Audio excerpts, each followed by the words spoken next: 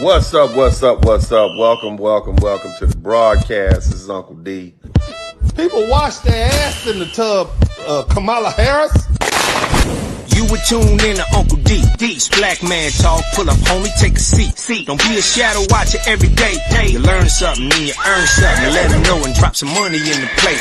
It's getting cold, ladies, talking ratchet. Lizard King here, grab your coat, zip your jacket. Keep quiet for a second, close your jaw. Turn it Spurling, this ain't Furling, know the law. Talking Constitution, pushing pins when he shootin', give him that. Masculinity, just for the record, sprinkle that. You can keep your cat, gotta cut it. Only cat he rubbing, gotta love it. I call it Molly Buddy. Gotta vote your interest, voting earns. Presidential, this is for the money that I earn. When you gon' learn, my people, that evil mixed with evil. No matter what you're doing, baby, this ain't equal. Sometimes when you're special, you get hated. The test is for the best, you're damn right, my people made it. Uncle D, Blizzard King, you been served, gotta notice. Now black men out here know we winning, gotta hold it now. Uncle D, you been served, get your notice now. Black men out here know we winning, gotta hold it now. Uncle D, you been served, get your notice now. Black men out here know we winning, gotta hold it now. Uncle D, you been served, get your notice now. Black men out here know we winning, gotta hold it now. Hey man, I'll do what I do. Somebody need to whip your ass. Get up and whip him, Sweets. Hey, don't be putting the money in my hand all rough. Take your ass out here. You buy you a Floby and cut your own damn hair from now on.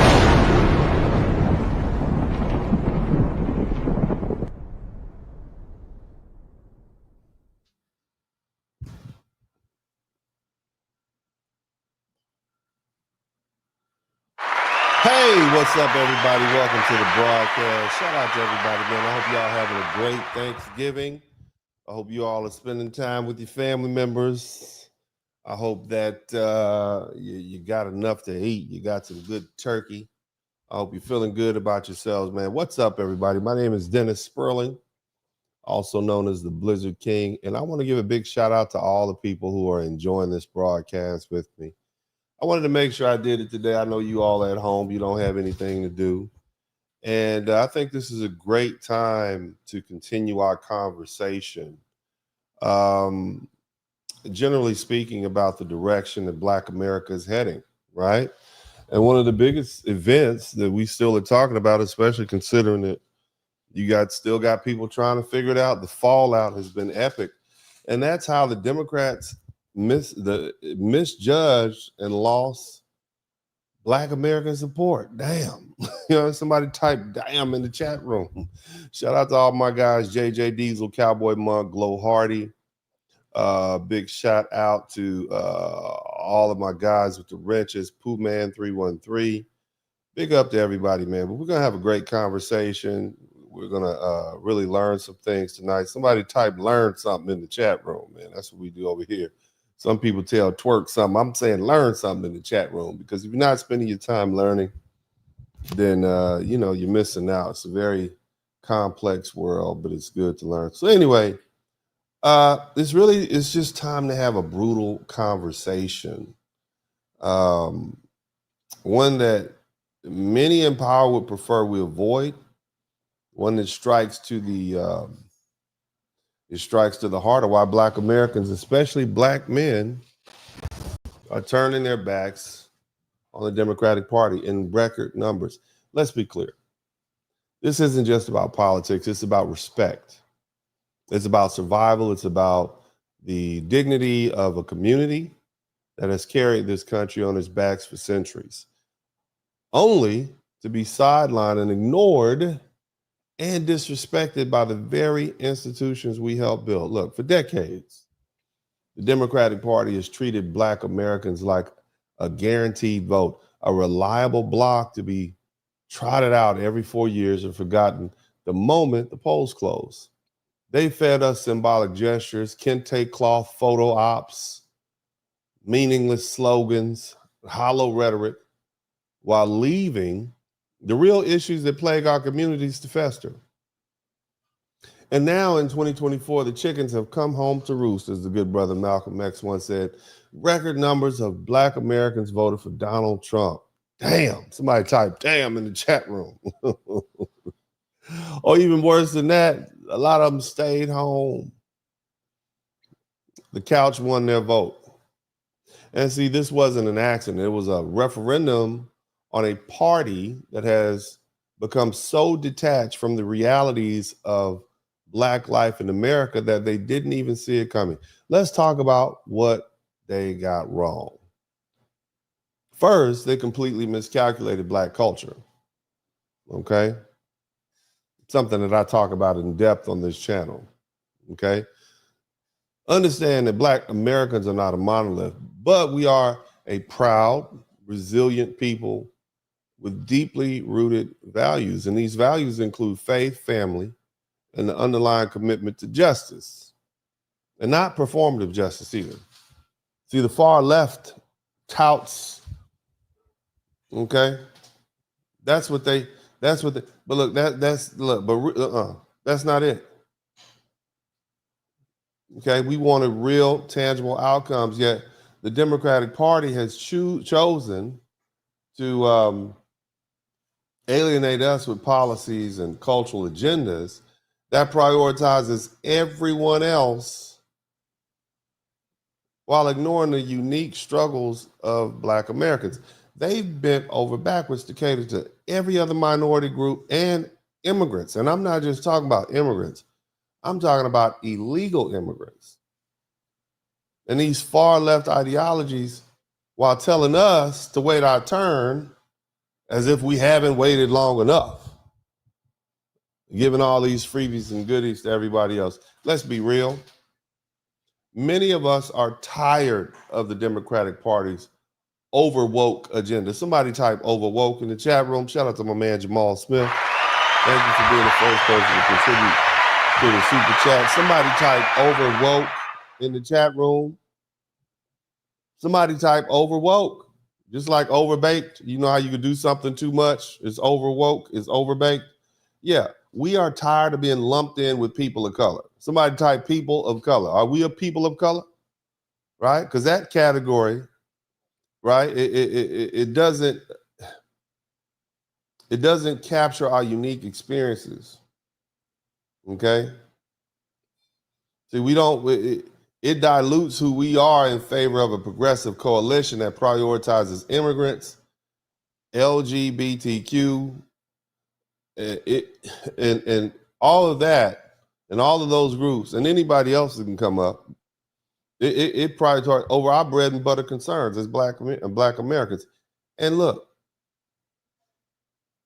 the Black community has been crystal clear. We want tangibles. Okay? We want jobs. We want safety. We want reparations. We don't want lectures. We don't want lectures on pronouns or policies that push cultural liberalism. We never asked for that. Yet the Democrats have ignored us, assuming we'd stay loyal out of fear of the Republican alternative. And they were wrong. Somebody type, they were wrong in the chat room. And let's not ignore the elephant in the room. Again, immigration, okay? Illegal immigration specifically. Black Americans have watched as wave after wave of undocumented immigrants enter this country, competing with us for jobs, housing, and resources, while the Democratic Party calls it compassion. But who speaks for us? Who defends our communities when wages are suppressed and resources are stretched thin? See, instead of addressing our concerns, they dismiss them as xenophobic, gaslighting us into silence while demanding our votes. Well, no more. Many of us see mass deportations not as a tragedy, but as justice. Why? Because these same groups, time and time again, have shown anti-Black sentiment, aligning themselves with the white survivalists, okay, trying to climb the social ladder at our expense. See, everybody knows that the quickest way to assemble yourself in this country is to be anti-Black and be vocal about it. And a lot of immigrants, both illegal and lawful immigrants, align with that. Even our very own black immigrants from the different diaspora groups. Now, the Democratic Party has also underestimated the resilience of black men. Shout out to the brothers. We're not here to be used as scapegoats or sidelined in the political narrative. While the party lavishes praise on black women for saving the election, black men are often vilified for asking tough questions about policies that fail to deliver. We are not pawns. Shout out to Gloria Sabry. Thank you for the $9.99 super sticker. We are not pawns. We are proud, politically sophisticated men. And we demand respect, representation, and results. The far left's overreach has alienated socially conservative black voters, many of whom hold traditional values shaped by faith and culture. We are the most church-going group of people in the United States. So it only makes sense that we will be socially conservative. And policies that allow biological men and women's sports, unchecked immigration, and the erasure of gender norms, they don't resonate in our communities, fam. These issues, they're important to somebody, but they're not our priorities. And when you prioritize everyone else at our expense, don't be surprised when we walk away. Look, the Democratic Party needs to understand something.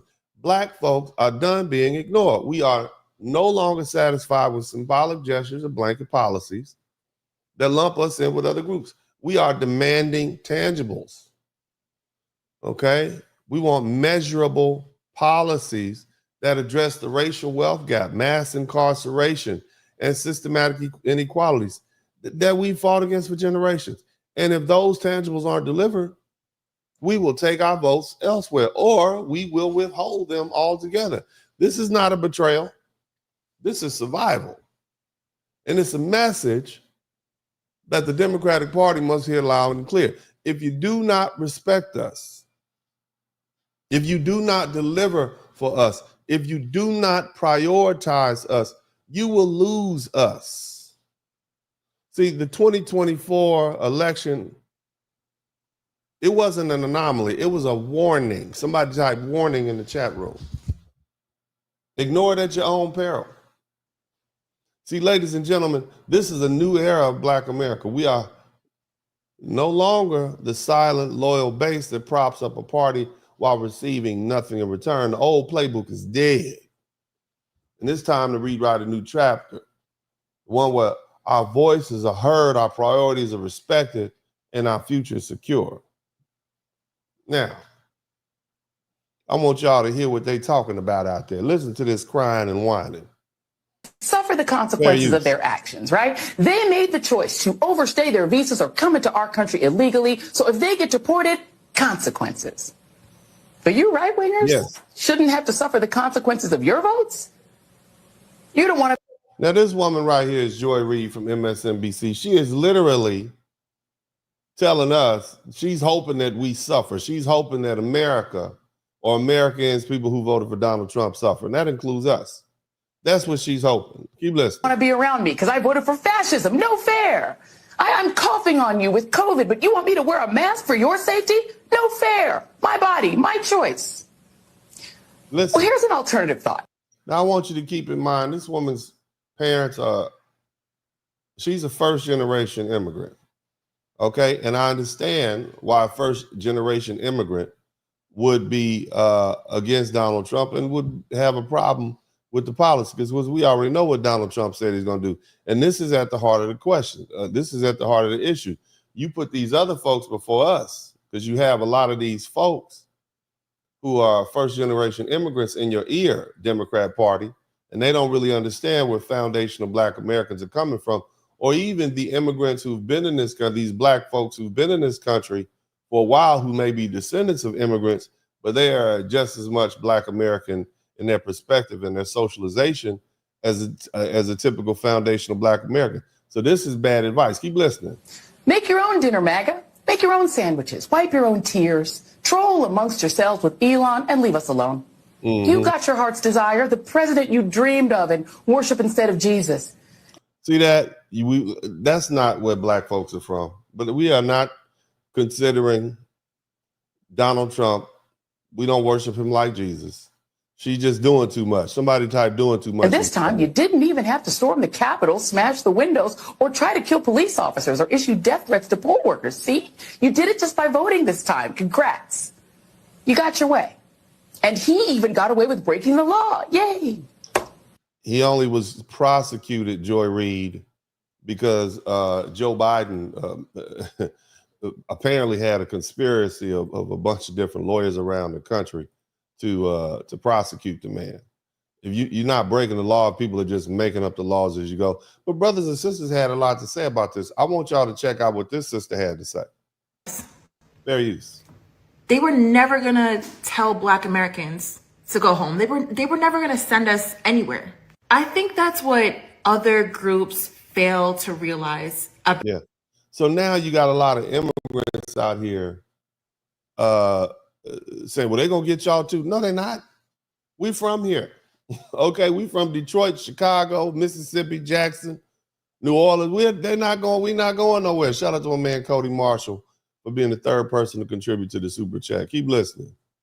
About Black Americans. You can't scare us. As much as the ruling class in this country upholds white supremacy, and as much as Black Americans are mistreated because of that, it was still never going to be us. They know, as well as we know, that Black people in this country, Black Americans. I want you to understand something. Black people and white people in this country have a special relationship. And I'm going to go into deep detail and I'm going to explain that. We have an understanding. Somebody type understanding in the chat room. And oftentimes immigrants are not privy to that. Okay. It's a cultural understanding that foundational Black Americans and white Americans. I'm gonna go into great detail about that. Y'all keep this. This is our country as much as it's theirs. And they know that. We know that and they know that. Now, with that being said, exactly being anti-Black American is as American as it gets, right? Yeah. So when other groups come in and they want to assimilate, the easiest way to do that is to be anti-Black American, whether they are Black themselves or not. But what they don't understand, even with that being said, it was never going to be us. It was never going to be us. American America is still America. At every level of this here system, Black Americans are still American. Yeah. Now, what you see happening is a recurring theme. All these Black people are telling the Democrat Party, whether or not we want to say it or not, we talk about it as the economic issues, but the reason that we voted against the Democrat Party, the reason that we stayed home was because of these immigrants. Now, we will tell you it's because of the economy, but in reality, it's because we saw you put these immigrants, these illegal immigrants, before you put Black folks after telling us for years what you couldn't do for us. Okay, I want you to understand something. This is uncomfortable. We're going to get into it. It's going to go deep. Black folks, I'm going to expose you. I'm going to tell the whole world who you are tonight. Okay, but let's keep listening to the brothers. Democratic leaders have already fought 10 times harder for illegal immigrants than they've ever fought for you. That's how Black people really feel. You want to know why you lost, Black folks? Because of what this brother just said. Listen, you fought 10 times harder. Listen to what the brother said. To the Black Democratic supporters, your Democratic leaders have already fought 10 times harder for illegal immigrants than they've ever fought for you. Governors of multiple states are putting their citizens, their jobs, and their lives on the line to fight for illegal immigrants. You got the governor of a mayor in Colorado saying he's willing to go to jail. He's willing to go to jail to protect illegal immigrants. Not legal, illegal people. People that broke the law to come into this country. And you can't get these folks won't even change the laws to keep the cops from beating up on Black folks and unaliving us in arrests and coming to visit our house. Think about that. You don't think Black people saw that? You don't think Black people see that? Damn. That's like you got a parent, no, better yet, that's like somebody who said, well, I can't, you got a boss And well, yeah, we can't do that. And then a new person come in, they treating them better. A temporary person comes in, they get all the breaks they want, extra 15 minutes, 3 days off a week. And you like, damn, but I've been here all this time. I've been dedicated. You don't think we see that? We see you. Somebody type, we see you in the chat room. And I have never seen them do that for black people. Nope. Joe Biden has placed a whole bunch of black people in office in a corrupt democratic system, meaning that just as usual, they have put black people on the front line. Listen, now I talk about this all the time. You see how they put all those black prosecutors on the front line? You see how they put all those black prosecutors up to prosecute Donald Trump and his friends? Fonnie Willis, Alvin Bragg, Letitia James. Promise them, yeah, go ahead and do it, girl. We support you.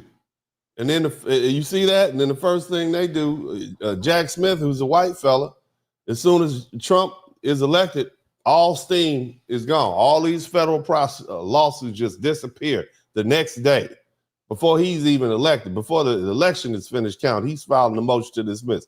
Shout out to my man, Red Signet. FBA ain't immigrants. You see what I'm saying? I'm telling you, they got you on the front lines and they sitting back. And that's what black people notice that. But keep listening. There's going to be a great exposing coming to the Democratic Party. A great exposing that's going to shock the world over and over. And they just put a bunch of black people on the front line as the first line of defense. I hope y'all wake up to the truth. Yeah.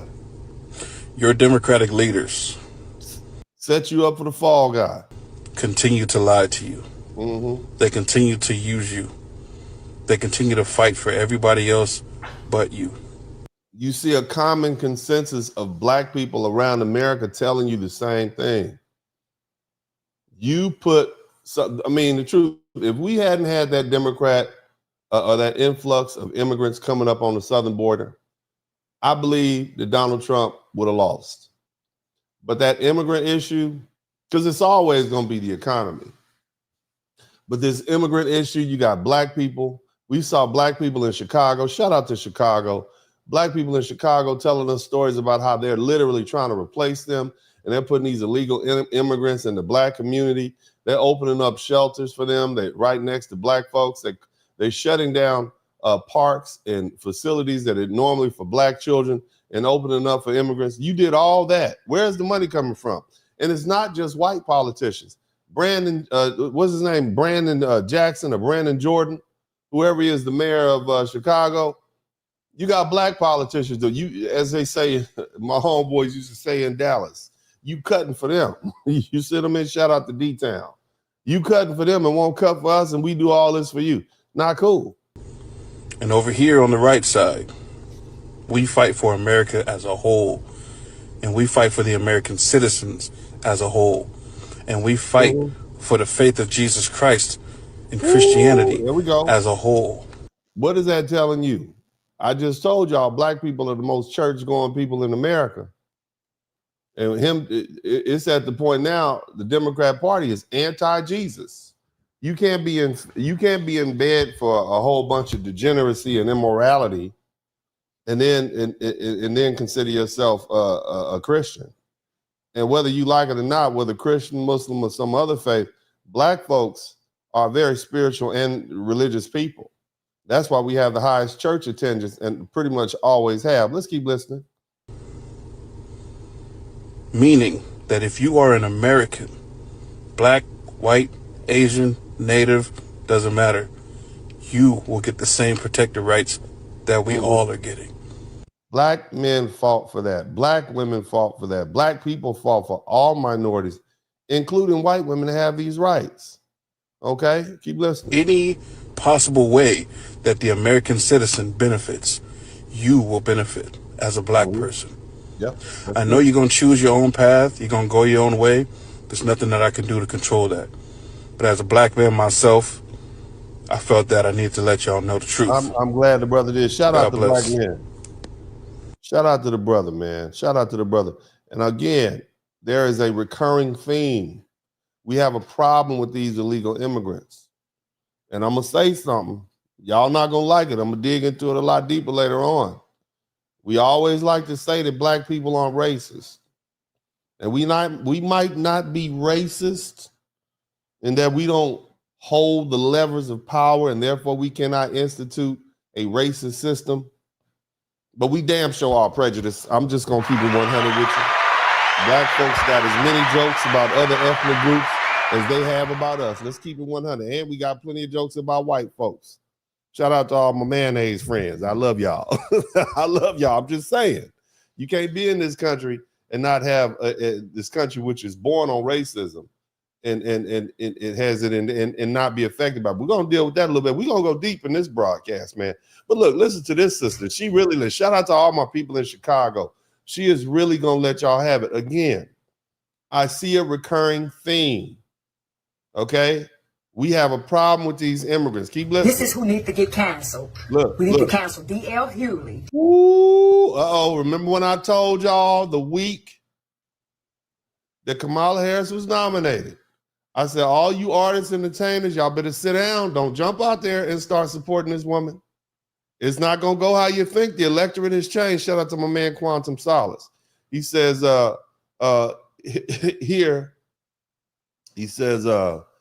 here they supposed to be attorneys, yet they don't have common sense to know that you cannot imprison a former president. You damn sure can't. You sure can't. It's going to get bad. But anyway, like I was saying, she's going to let you know. And all those artists and entertainers, I'm going to talk about that, and that's going to be its own broadcast. But listen to this sister from Chicago. Somebody type Chicago Red in the chat room. And again, I don't tell y'all who to vote. I say vote your interest. And what I'm trying to explain to you all, and I want this video to be for posterity, and the record will reflect that black people had a problem with the Democrats' party position on these illegal immigrants. All those handouts were not cool. Keep listening to this. We need to counsel Roland Martin. We need to counsel Steve Harvey. We need to counsel Plass. Everybody who tried to lead us into a burning building. Hello. We're Chicago Red. We are all over the media, all over everywhere. This is what we are going through, telling our story. Jessica Jackson telling how the Democrat Party is stealing people's property. Zoe Lee, He's basically saying they are taking black folks' property.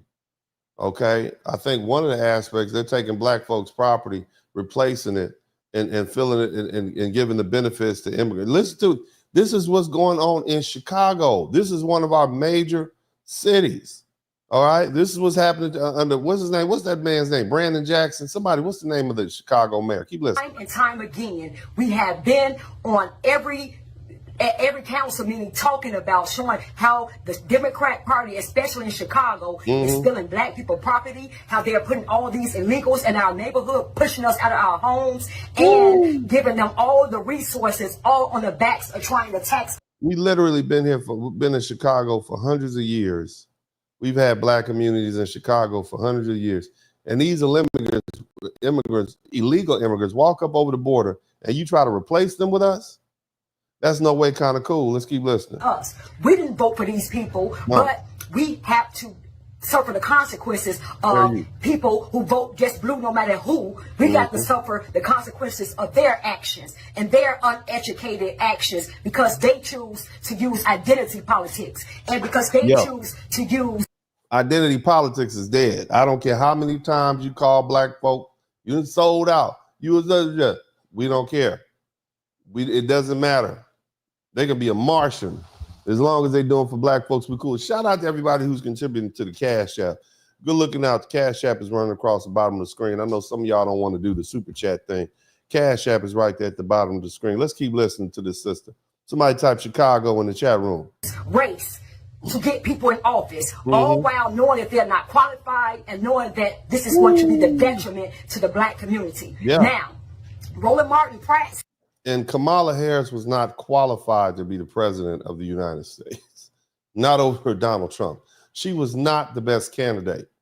She was an incompetent border czar, and she had never been the president before. We had somebody who's been the president before, and that's why we chose. That's another reason why America chose Donald Trump. We knew what we were going to get. Keep listening. Himself on being a black journalist and having a black news, a black journalist and whatever, a media company, black media company. D.L. Hewley prided himself on, being a black man with a black radio. Steve Harvey. Now, Chicago Flips Red have been in the meetings. We have been going, everybody has been going viral from just us going and showing what we are going through. We have been going viral. And everybody from the YouTubers, YouTubers, the shout out to all the YouTubers. Fox News, all the news stations, they're covering us. Ask me this.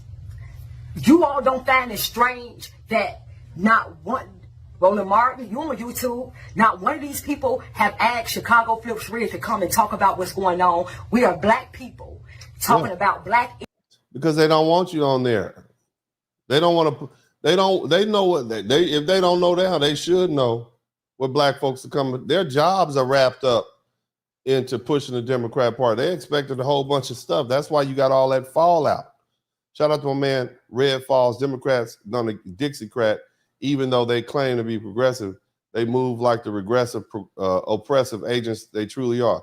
Keep listening. Yeah, they was promised jobs, and look at all that money that Kamala Harris. Kamala hooked up all the homies. I ain't one of her homies, but she hooked up Roland Martin and all the rest of them. They got paid. Let's keep listening. Issues. Talking about what's really going on in our neighborhood. Talking about everything we are going through far as being taxed out of our homes. Yep. Our homes are being taken, stolen, and they're putting illegals all in our neighborhood, pushing us out. This is what we have been screaming. This is what we are shouting on the rooftop. This is what we are fighting for. We have an idiot Mohawk wearing Mayor Brandon Johnson who We got it. Brandon Johnson, an idiot Mohawk wearing mayor. You hear that?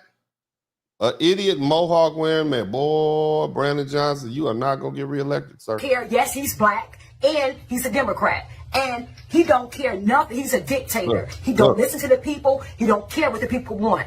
All while raising our taxes, trying to raise our taxes. I don't know why you would elect a school teacher as a president. They think they know every doggone thing. You can't elect school teachers as your leader. I'm just saying, just school teacher mentality in general. Don't do that. They don't live. They think they know everything. They speak to children all day, and they used to dominating conversations and telling people what to do. That was not a good idea. You should have got a businessman in office. Keep listening. Advocating, pushing, trying to raise our taxes. Do you see any one of those people I just named? Have you heard any one of them say anything? Have you heard any one of them cover it? Have they even asked to speak to us to see what's really going on in our neighborhood and see what's going on? It's a bunch of black faces complaining about different things. Why they're not interested? They don't want to be interested. Shout out to that sister. Shout out to all those speakers.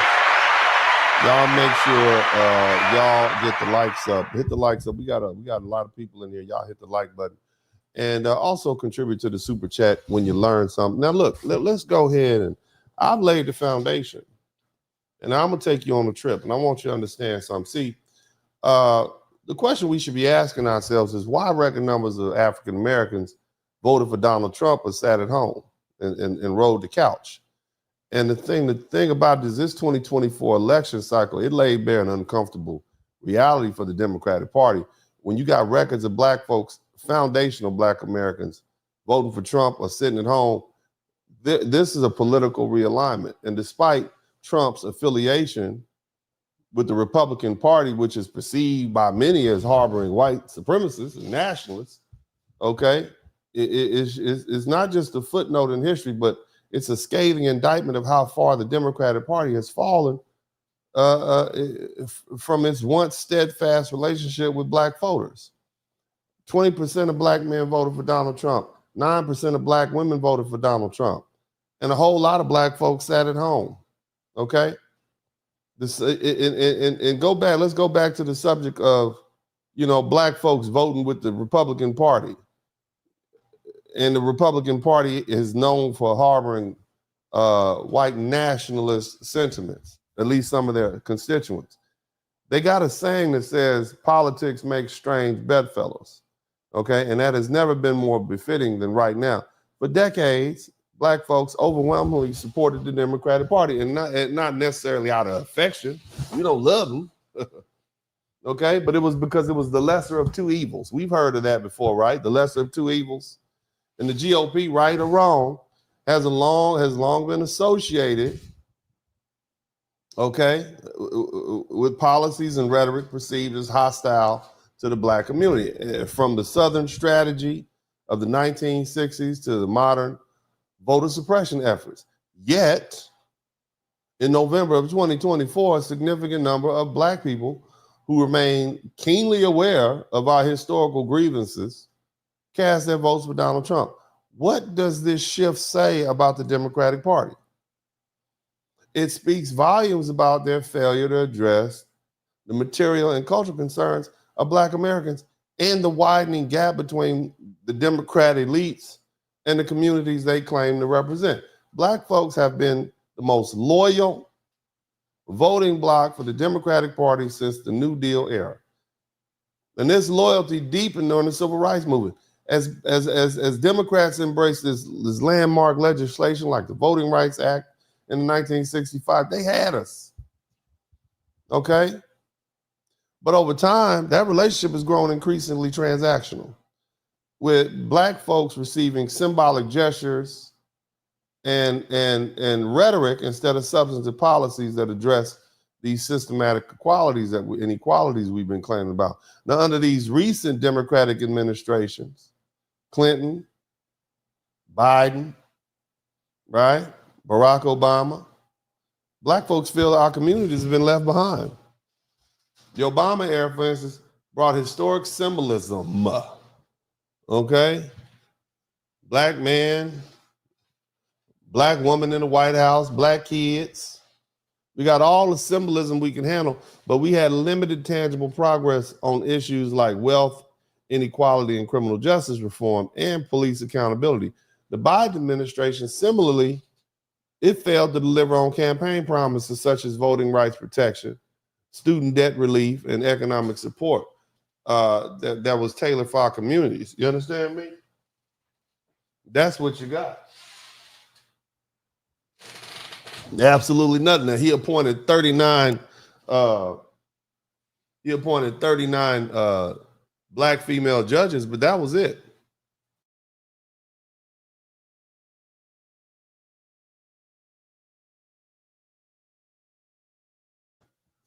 See, talk is cheap. And if all you're gonna do is talk, at some point, somebody's gonna call you on that.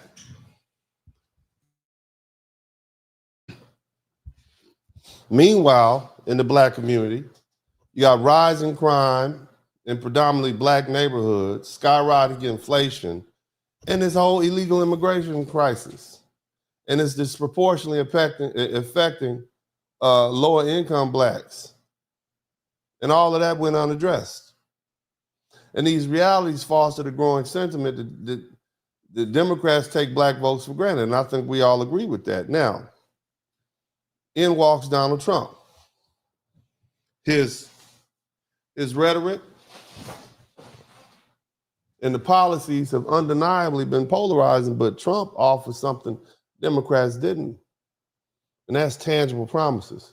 His platinum plan for Black Americans, he announced way back in his 2020 campaign. It promised economic empowerment zones and increased access to capital and criminal justice reforms. And while some folks dismissed this as pandering, others saw them as a stark contrast to the Democrat Party's platitudes. They weren't offering anything to black folks. Additionally, Trump's anti-immigration stance, that resonated with us as black folks. Okay? And we felt that our communities have been disproportionately harmed by unchecked illegal immigration. Look, you heard what these folks are saying. You heard what our people are saying. Black people often compete directly with immigrants for jobs, housing, and resources. But the Democrat leaders largely ignore or dismiss our concerns as xenophobic. And that's a glaring miscalculation. Shout out to a man, Ron Saluku, thank you so much. He said, happy Thanksgiving. Keep it up, the great work. I am, brother. Thank you for what you do. Thank you. I hope y'all appreciate the academic level of discussion I bring to YouTube. You know, I try to, on this page, even on my Blizzard King page, and if you guys haven't already, make sure you go join the Blizzard King page. It's going on. How many of you guys have joined the Blizzard King page? How many of you guys have joined the Blizzard King page, the Blizzard King reviews? Have y'all been over there? The Blizzard King reviews and commentary. Have you guys been to the Blizzard King reviews and commentary? Make sure you go over there and check out all those videos. All right. Let me make sure that since we own the subject, and I'm gonna get back to what we're doing, because this is important work that we're doing, because this will go down in history. This is going to explain why we shifted. And I keep, black people are xenophobic. Black people can be prejudiced. And we don't need to run from that. All right? We don't need to lie about that. We need to just, let's keep it 100. All right? We're just going to keep it all the way 100 with them. Now, y'all got it. Yeah, man. Let me go ahead and show you this photograph, this screen. I want you guys to make sure y'all go over to the Blizzard King channel and make sure you subscribe. You're missing out on a lot. All right, go on over there, man. Look at that. It says, it's right there, and I want you to read it across the top. Just type the Blizzard King reviews and commentary in the chat room. Go over there, check it out. Here, I'll put this up here. Type this. And go over there to YouTube and subscribe. All right. I want y'all to get my subscriptions up. I got a lot of videos, man. I talk about a lot of stuff over there. Trust in a relationship is essential, but you should never be blind to reality. I talk about all kinds of illusion of high standards, expensive weddings. Man, I talk about a whole lot of social issues, and I carry the same sort of tone that I'm carrying now. Shout out to my man Cody Marshall. Money Talks and BS Crowds run the marathon. All right, so you guys make sure y'all go subscribe to. We have a little over 3,000 subscribers. We're almost at 4,000. So another 200 people and I'll be at 4,000. I'd appreciate if you guys did me that favor. Go check it out, man. 10 and 2. That's when I talk about these things over there. And that gives me an opportunity to deal with what I'm dealing with here. Y'all go check out the Blizzard King reviews and commentary. The Blizzard, somebody, mods, make sure you keep the link to the Blizzard King reviews and commentary here for everybody to see. All right, appreciate you guys doing that. Nevertheless, let's get back to the subject matter at hand. Okay, let's get on back to the subject matter at hand. And we are talking about how the Black Democrats lost Black Americans' vote. Now, what you see happening, okay, and thank you everybody who's contributing to the super chat. We got 8. And that's great. I need 20, and that'll be plenty. That'll mean I'm doing my job. Now, look, the shift among Black voters in 2024, how in the heck did that happen? Okay? It echoes a historical precedent. See, in the early 20th century, Black people overwhelmingly supported the Republicans. That was the party of Lincoln. And of course, we love Lincoln because Lincoln signed those documents, the Emancipation Proclamation, and let us be free. You understand? And it wasn't until the New Deal coalition in the 1930s and the Civil Rights Realignment in the 1960s that this loyalty shifted to the Democrat. They actually gave us something. Somebody typed tangibles in the chat room. Tangibles. Okay? That's what they did. They gave us tangible. Now today, you see the pendulum is swinging again, albeit not toward full alignment with the GOP, but away from the Democrats. Okay? Because their policies have grown too radical and detached from our everyday concerns. The Democrat Party's overemphasis on progressive identity politics it's played a role in it. Many Black Americans, especially foundational Black Americans, feel sidelined by the party's prioritization of these other minority groups, particularly illegal immigrants, Rainbow Coalition, and every other thing they can think about. Okay, and while these causes are important to somebody, all right, the perception that Black people have is that we have a very unique struggle, and it's being diluted and overshadowed by these other people, and that's bred resentment. For example, we want reparations for descendants of slaves. It's a long discussed policy among African Americans, and we've consistently been deprioritized in favor of broader equity initiatives. Okay? You say you don't have money for us, but as soon as these illegals coming over here, they getting $13,000 in EBT cards, free housing, cars, cell phones, plane tickets, being shipped all across America, but you don't have it for us. I'm just saying. Okay? Additionally, this Democrat Party is focused on cultural liberalism. It's pushing policies that we don't like. Okay? Letting biological men compete with women in sports, using women's private facilities. That alienates socially conservative Black folks. And we have traditional values rooted in religious and cultural norms, and we don't align with that. For a lot of Black people, Trump's approach, however controversial you may think it is, it's seen as pragmatic. He spoke directly to the economic concerns and presented himself as a champion of national security and law and order, issues that resonate with us and those of us who live in high crime areas. In contrast, Democrats often try to moralize, lecturing voters about systematic racism and white privilege without actually addressing the bread and butter issues like jobs, okay? Job creation and inflation and safety. You understand? And this dynamic, it's created a political paradox for Black folks. While, we're fully aware about Trump's dog whistling and the GOP's association with these white, I'll call them nationalists, okay? All right? Still, we feel that our material interests are served better under Trump's administration than under what would have been Kamala Harris's administration, because she seemed more interested in symbolic victories as opposed to what we actually need. Shout out to Brooklyn Tale. How did the Democrats lose the Black vote when they got a majority of the Black vote?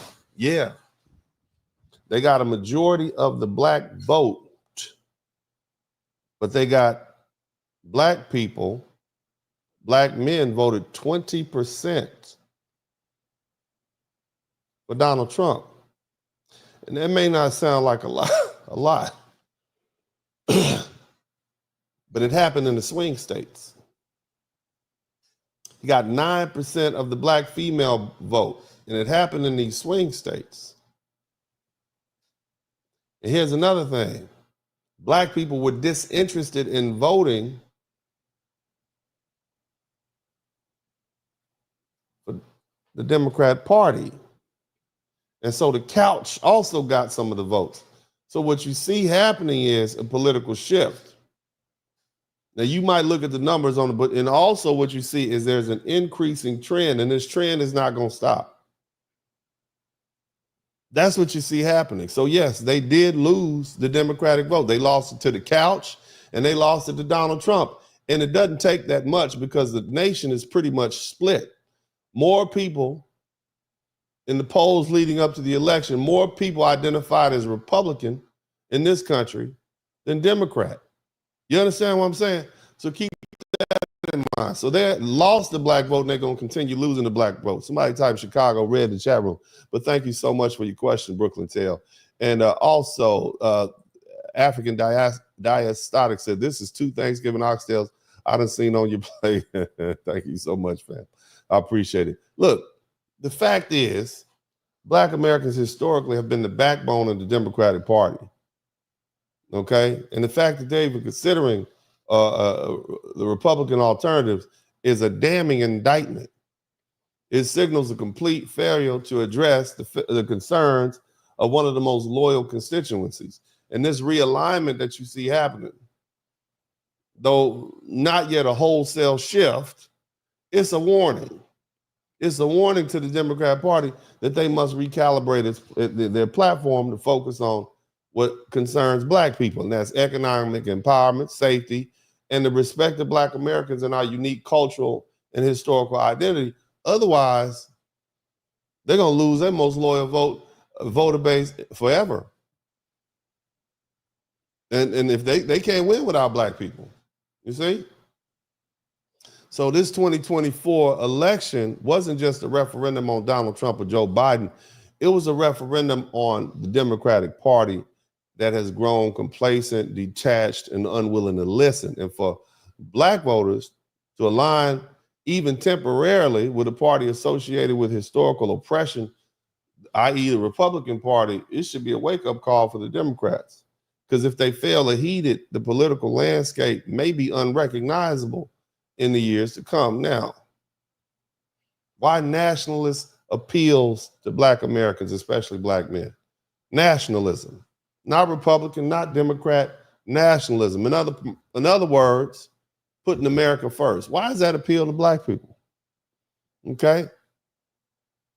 See, Donald Trump's nationalist ideas often are criticized for being too exclusive.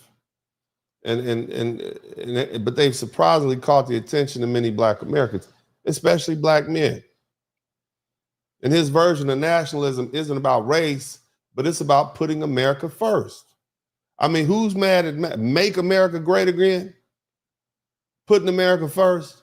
What's really wrong with that for people who like America? That means focusing on jobs, focusing on the economy, and protecting this country's interests, both here and abroad.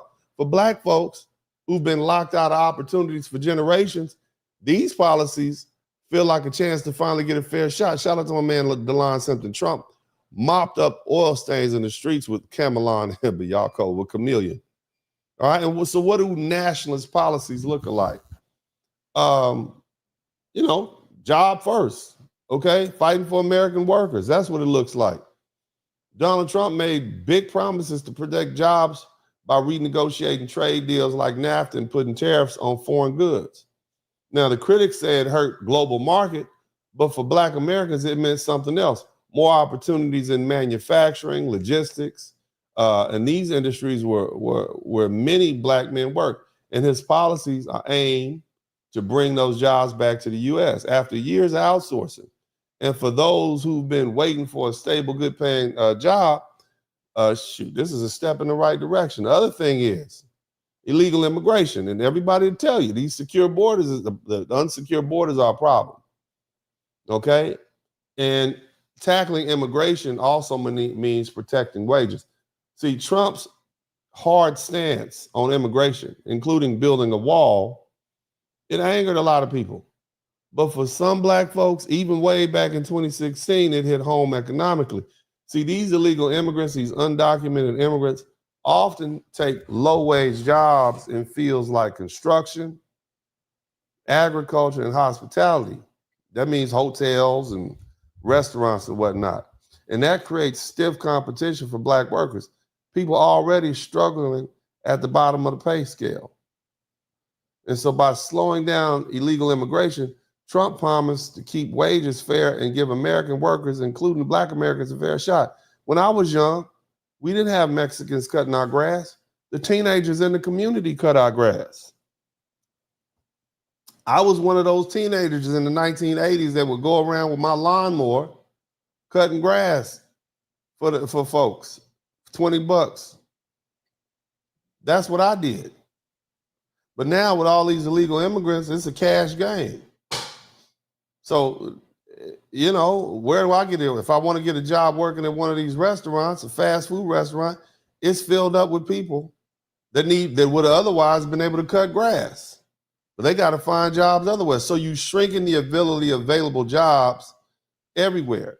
And so it's not like, well, they wouldn't do this, they wouldn't do that. But it saturates the market with workers, And so people who would otherwise do this job have to compete with others to do another job.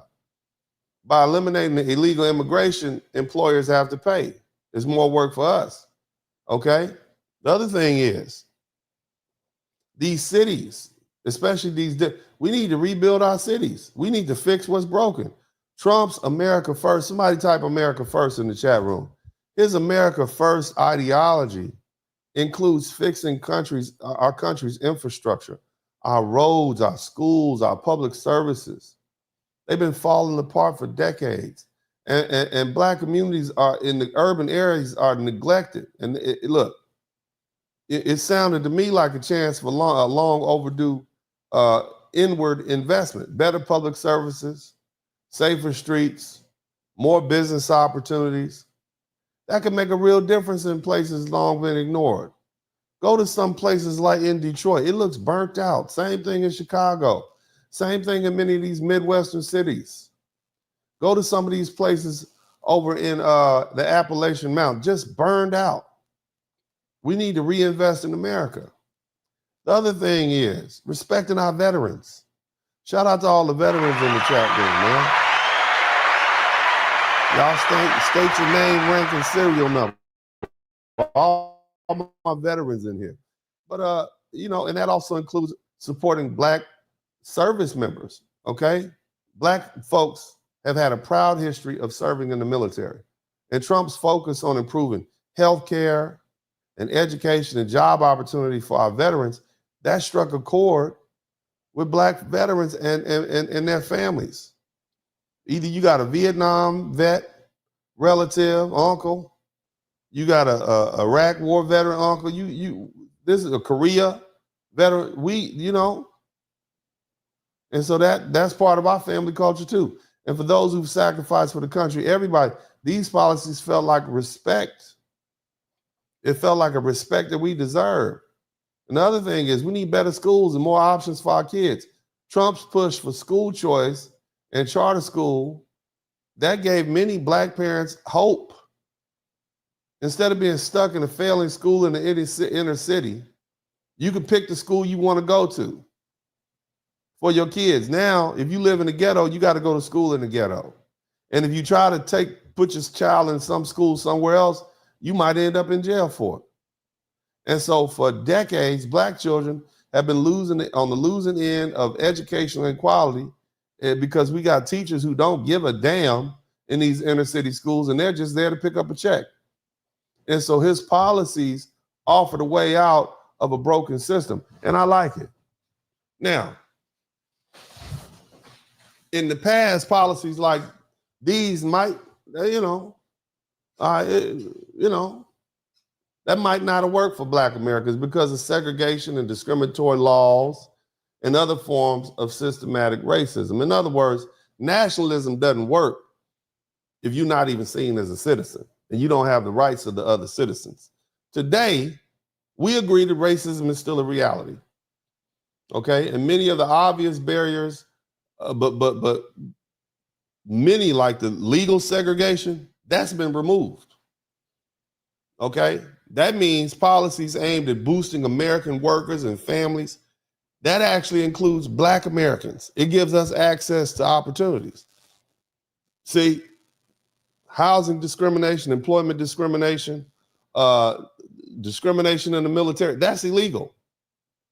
Our ancestors fought a long way, fought real hard to make sure we weren't locked out of the systems because of our race on a systematic level. So now at this point, for Black men, Trump's nationalism isn't about agreeing with everything he said. It's about seeing the results, better jobs, safer communities, and more control over our future. At a time when Democrats seem to be more interested in pleasing the Rainbow Coalition and illegal immigrants than Black folks. And so what we're doing is focusing on the practical benefits that stood out to us. And this appeal to pragmatism over party loyalty, it marks a shift. Black Americans, especially Black men, are no longer waiting for empty promises, man. We're looking for real solutions. And for many, Trump's policies deliver where others didn't. See, for far too long, Black men have been stuck at the bottom of America's economic ladder. Okay? Now, I'm not saying black women haven't suffered, but what I'm saying is they'll give you a little handout. They'll give you a few little scraps, a few crumbs off the table. They'll give you a little job, a little DEI hire, a little affirmative action, let you come get a little useless degree at their school, but they shut us out. And so we've been dealing with high unemployment, low wages, and very few opportunities, comparatively speaking. And so promises of change from the Democrats have come and gone, and leaving behind empty slogans and photo ops. Got you there at the political rally eating fried chicken and watermelon. I'm just saying. And now you got Donald Trump. Whether you like him or not, he brought something different to the table, a practical, results-driven approach that cut through the noise. Black men didn't flock to Trump because they liked his attitude or his rhetoric. Some don't even like his attitude. You see? But we couldn't ignore the benefits of his policies. Jobs, safety, okay, entrepreneurship. We like that. We want our own businesses. We want to live safe in safe communities.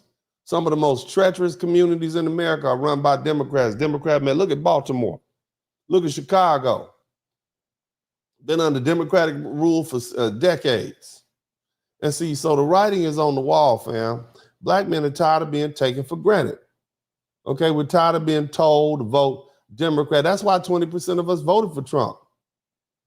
Okay, we're tired of being told to be loyal to the Democrat Party while we get nothing. And so in 2024, we send a clear message. Black votes, especially those of black men, are no longer guaranteed. If Trump's policies continue to deliver tangibles, results, and jobs, safety, and opportunities to grow, the Democrat Party is going to lose most of its loyal base for decades, and they cannot win without us. I don't care how much they try to replace us.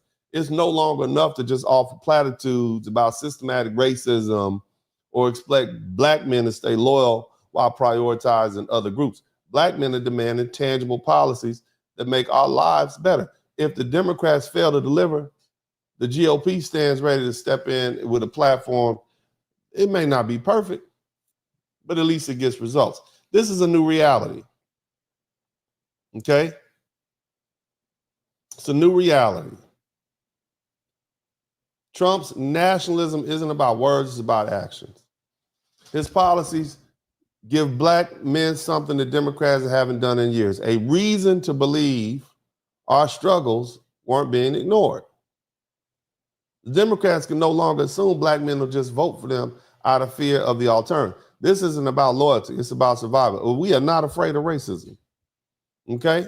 And if the Democrats don't wake up and start delivering real results, they're going to lose more than just elections. They're going to lose the trust of black Americans for a generation because in politics, just like in life, talk is cheap. Somebody type talk is cheap in the chat room. And the actions speak louder than words. Black men are watching, and more importantly, they're voting. Okay? Now I want y'all to look at this video again from Chicago Red. Look at that. This is who needs to get canceled. We need to cancel D.L. Hughley. We need to cancel Roland Martin. We need to cancel Steve Harvey. We need to cancel Plass. Everybody who tried to lead us into a burning building. We're Chicago Red. We are all over the media, all over everywhere. This is what we are going through, telling our story. Jessica Jackson telling how the Democrat Party is stealing people's property. Zoe Lee, time and time again, we have been on every council meeting talking about, showing how the Democrat Party, especially in Chicago, is stealing black people property, how they're putting all these illegals in our neighborhood, pushing us out of our homes, and giving them all the resources, all on the backs of trying to tax us. We didn't vote for these people, but we have to suffer the consequences of people who vote just blue no matter who. We got to suffer the consequences of their actions and their uneducated actions because they choose to use identity politics and because they choose to use race to get people in office, all while knowing that they're not qualified and knowing that this is going to be the detriment to the black community. Now, Roland Martin prides himself on being a black journalist and having a black news, a black journalist and whatever, a media company, black media company. D.L. Hewley prides himself on, being a black man with a black race. Look at this. Your Democratic leaders have already fought 10 times harder for illegal immigrants than they've ever fought for you. Governors of multiple states are putting their citizens, their jobs, and their lives on the line to fight for illegal immigrants. And I have never seen them do that for black people. All right, so look, fam, let's not sugarcoat this. There's no need to sugarcoat it. This 2024 election has been a wake-up call for black Americans. It's a slap in the face that finally has made us see the truth. The Democratic Party has been playing us for fools. And for decades, we poured our blood, sweat, and tears into electing Democrats, believing they would have our backs. And what did they get in return? Nothing. They did everything for everybody else and did absolutely nothing for us. For years, we've been the most loyal voting bloc. We've been treated like a guaranteed win as far as they're concerned. But the Democrats' arrogance and neglect have reached the breaking point. We are done. Somebody typed done in the chat room. They ignored our needs, they insulted our intelligence, and they handed our resources we've been demanding for generations over to illegal immigrants. And we realized we've been used, not respected, not prioritized, but used. You got floods, millions of illegal immigrants through the southern border. And that was finally the straw that broke the camel's back. These immigrants were immediately given everything we've been told we couldn't have: housing, jobs, government assistance. We've been begging for decades for reparations, better schools, investments in our communities, and justice system reform, only to be told there's no money for that. You got illegal immigrants out here beating up cops in the middle of Times Square, and they don't even put them in jail. There's no money for our communities. Yet overnight, billions of dollars were made available for people who didn't even belong here. This wasn't just a betrayal, it was an insult. It was the Democrats flipping us the bird, saying you'll take what we give you and you better vote for us any damn way.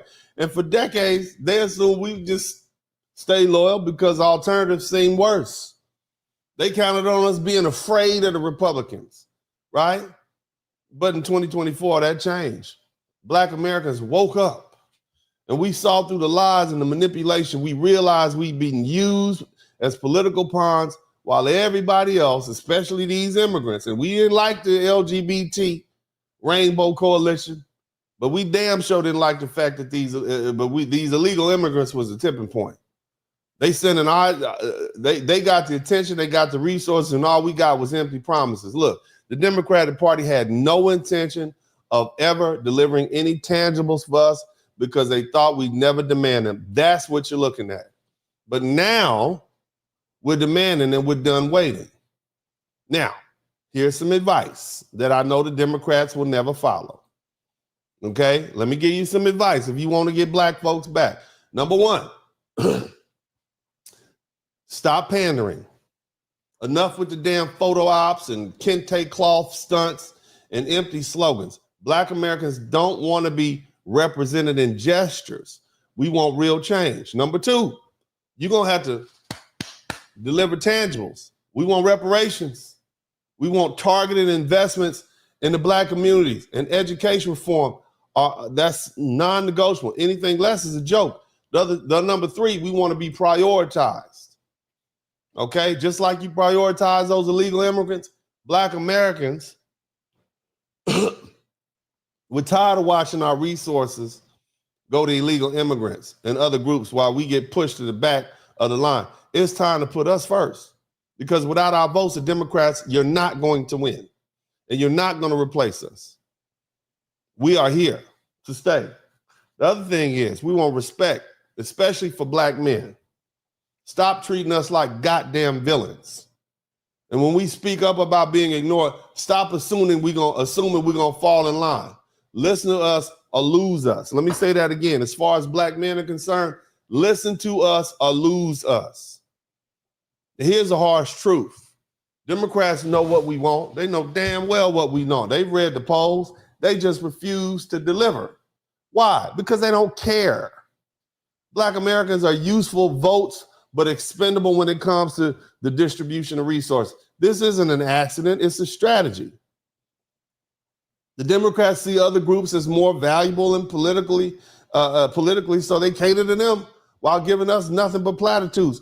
What happened with these illegal immigrants pouring across the southern border, it made it crystal clear that black folks are not their priority. And the Democrats had the money, they had the will, they had the urgency to help these illegal immigrants, but not us. That was the message, that you don't matter. That's what they told us, okay? And so now 2024 was a breaking point. It was the year Black Americans finally said enough is enough. Okay, for too long, we allowed Democrats to take us for granted. Now the tables have turned. Black folks, especially black men, are rejecting these empty promises and demanding results. If Democrats think that they can continue with their usual tactics, they in for a rude awakening. This is a new reality. No tangibles, no vote. Black Americans are awake, aware, and no longer afraid to walk away from the Democrat plantation. They played us for fools far too long, and we done being used. That old playbook is dead. And if the Democrats don't change, they'll watch their political power crumble without us saving them. Now, I need you to understand something. Y'all need to get my contributions up. I know you're about to learn something. I know you learned something already, but you about to learn something. And I'm going to put our business out there in the street. I'm gonna put our business out there in the street. Shout out to all my foundational Black American brothers and sisters. I'm gonna put something out there. See, the truth is, there's an unspoken understanding between Black Americans and white Americans. Okay, let me say that again. There's an unspoken understanding that exists and always has existed between Black Americans and white Americans. This is the truth. And it's often overlooked, but deeply rooted in the foundation of this country. Black Americans are not a footnote in the history of the United States. We are the opening chapter. From its inception, when this was just some colonies, we've been here. Not just as laborers, but as landowners, as innovators, and as builders. Hell, we were even enslavers and masters of indentured servants in a system we were eventually crushed by.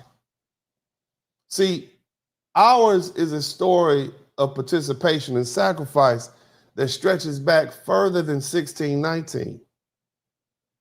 See, that's the date they say that the Black experience started in America. But we were on the Nina, the Pinta, and the Santa Maria, okay, in 1492 when Columbus sailed the ocean blue.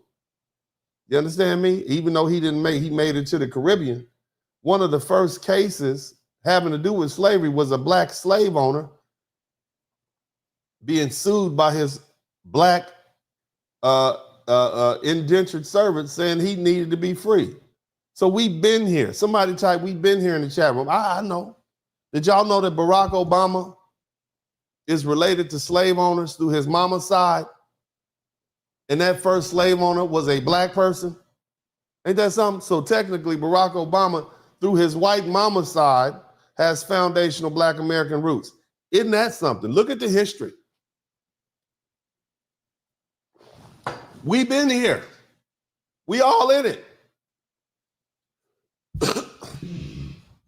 We've been all in on this nation from day one, all in.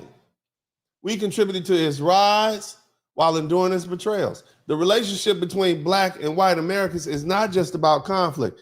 It's about a shared history of building this country together, even under the harshest and most unequal circumstances.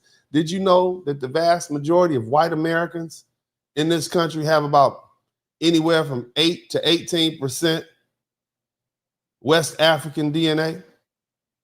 Did you know I'm just saying, it's true. Go tell them to do a DNA test. Most of them got some black in them. Because everybody was messing around in the watercolors. When the lights go out, all of them was the same color. And when you look at black folks, about even the darkest of black people have about 30% European DNA in them. This is just the facts. I'm just saying, we all in together. I'm just saying. But see, before the ships that carried enslaved Africans to Virginia in 1619, there were free black men and free black women living in America and prospering in America. The records show that in the early 1500s, Africans arrived as explorers, as settlers, and even landowners alongside Europeans or people of African descent. And by the time of the early colonies, black people were not just present, they were active participants in shaping this society. We fought in the Revolutionary War with Crispus Attucks, a black man, becoming the first martyr in the American Revolution during the Boston Massacre in 1770. We contributed to the economic engine of this country through forced labor in agriculture industry, but also through entrepreneurship and innovation. Not everybody in the United States, or what was the United States in 1860, not all the Africans were enslaved. About a third of them were free people, free black people, living in a lot of different places, not just in the South, not just in the North. And many of them own slaves, own black slaves. I'm just telling you the truth, fam. So even under the oppressive system, black Americans built towns, businesses, schools, and churches. I want y'all to understand, I'm going somewhere with it. I'm speaking the truth. Get my super chats up. You're learning something. You know you are. Somebody type learn you in the chat room. We've been soldiers in every American war, from the War of 1812 to the World Wars 1, 2, fighting for freedoms. We often denied at home. We've written laws, held public office, shaped culture in ways that make America uniquely what it is today. Because of this long and complicated history, there's a unique relationship between black Americans and white Americans. It's not perfect, far from it, but it's real. And it's born out of centuries of coexistence, conflict, and mutual contributions to this nation's identity. Black Americans know white Americans because we've had no choice but to understand their systems, their values, and their traditions to survive. White Americans, whether they admit it or not, they know us too. They like to steal all our stuff, the blues, jazz, whatever. They know us. They be eavesdropping. You don't think it was some white men in those juke joints down in the South? They seen our resilience. They seen our creativity and our underlying commitment to making this country live up to its promises, even when those promises were denied to us. And see, this shared history has created a bond, a complicated, tense, but undeniable connection. We fought each other. We fought others. We worked together. We shaped this land in ways that no other groups can claim. Look, let me be clear. It's gonna hurt some ears. Black folks, black Americans have demonstrated a level of loyalty, commitment, and sacrifice for this nation that few can rival. Our history of service in the United States military shows not just our resilience, but also our willingness to make the ultimate sacrifice, even when it means fighting, killing, and dying against others who look like us or who share similar struggles. See, this reality underscores a harsh truth about foundational Black Americans. We are all in on the preservation and defense of this country, even when it cost us dearly. From the moment this nation was born, Black Americans have been willing to take up arms, not just against foreign enemies, but against anyone deemed a threat to the United States, even if it meant fighting other Black people or marginalized groups. I know it's gonna burn your ears. Shout out to Dario 25. Somebody type Thanksgiving in the chat room. Somebody type Thanksgiving in the chat room. Let's talk about it. You want to know some history? This is that Black history that I'm giving it to you. Black men killed both white men, white colonists, and British soldiers on the battlefield in the Revolutionary War. We fought for our freedom and our oppression under the tyranny of King George. Many of them were slaves. They fought for freedoms they didn't have. This is what we did. Let's talk about the Indian Wars. Somebody type Buffalo Soldiers in the chat room. Somebody type Buffalo Soldiers in the chat room. The Native Americans gave those black men that turned Buffalo Soldiers because of their ferociousness and, of course, because of the texture of their hair, many of whom were formerly enslaved. But they were instrumental, our brothers, instrumental in U.S. military campaigns against Native Americans. In other words, we fought the Indians in the Western territories especially. Shout out to LJ for the super chat. We fought the red man, and these campaigns involved killing indigenous people to expand the U.S. frontier, a cause that many black soldiers served with distinction despite the moral complexity. Do you hear what I'm saying? We fought black people, white people, and brown people to preserve this country. Black soldiers fought in Cuba. Look at the Spanish-American War. We fought in the Philippines. Okay? We engaged not only in Spanish war, we didn't fight just the Spanish, but we also fought the local resistance fighters in the Philippines. So we didn't fought the Asian man, the white man, the black man, the Caribbean. We were ordered to suppress uprisings by native populations who were fighting for their independence. That's what black Americans did in the name of this country. Do you understand what I'm saying? Do you get the context? See, in modern, that's an uncomfortable truth. Nobody wants to talk about it, but I'm gonna talk about it. See, in modern history, black Americans have willingly fought wars that required us to kill not just white adversaries, but also people of color. In World War II, black soldiers helped defeat the axis of powers, including Japan, killing countless Japanese soldiers in the Pacific Theater. In Vietnam, black men fought and died in disproportionate numbers in Vietnam. 50,000 men died, and black men died in disproportionate numbers. What does that tell you? We was fighting and killing. In that war, we engaged and killed Vietnamese fighters to the tunes of thousands and thousands. And these were people seen as victims of Western imperialism. Yet black American fought because we were committed to the fulfilling our duties as Americans. Do y'all hear me? See, don't nobody want to talk about this, but these are the realities. This is stuff that we like to blackwash this and paint ourselves as, these heavenly saints who are unwilling participants. We volunteered for these things. We wanted to be seen as men. We wanted to fight for our country. We wanted to prove it. You don't have to like what I'm saying. You don't have to like, but these are the facts and you're going to deal with it. Black folks and white folks in the United States have a special relationship, a special understanding, right up to this war on terror that we're dealing with. In Iraq, Afghanistan, black soldiers fought against Arab, Muslim combatants, helped secure U.S. interests in the Middle East. We've been we willingly killed in these conflicts, defending the nation. A nation that has not yet fully defended our rights at home. Nevertheless, we did it. And so when you talk about black people fighting on behalf of the United States, the sacrifice that black Americans have made have extended even to fighting and killing others from the African diaspora. The Civil War, while the Union was a cause for black liberation, some black men fought on behalf of the Confederate. Because some black men were slave owners and they put their slaves up to go fight. I'm just telling you the truth.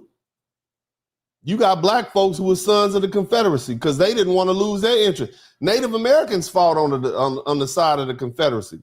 The so-called 5 civilized tribes, they wanted to keep their slaves too.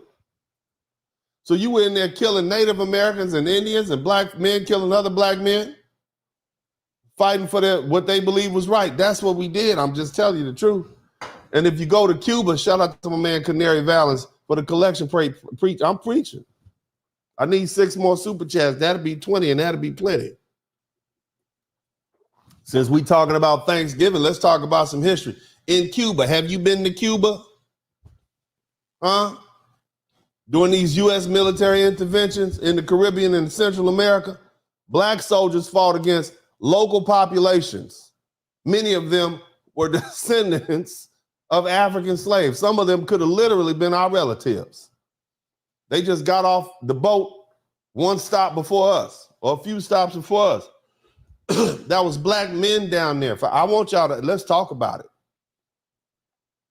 And see, black soldiers participated in U.S. operations in African nations like Somalia and Libya, and we were engaged in combat that resulted in the deaths of other black folks. I'm just saying. So the question I'm gonna have to ask y'all at this point is, what does that tell you about us foundational black America? What does that tell you? This is a harsh reality. Y'all need to listen, okay?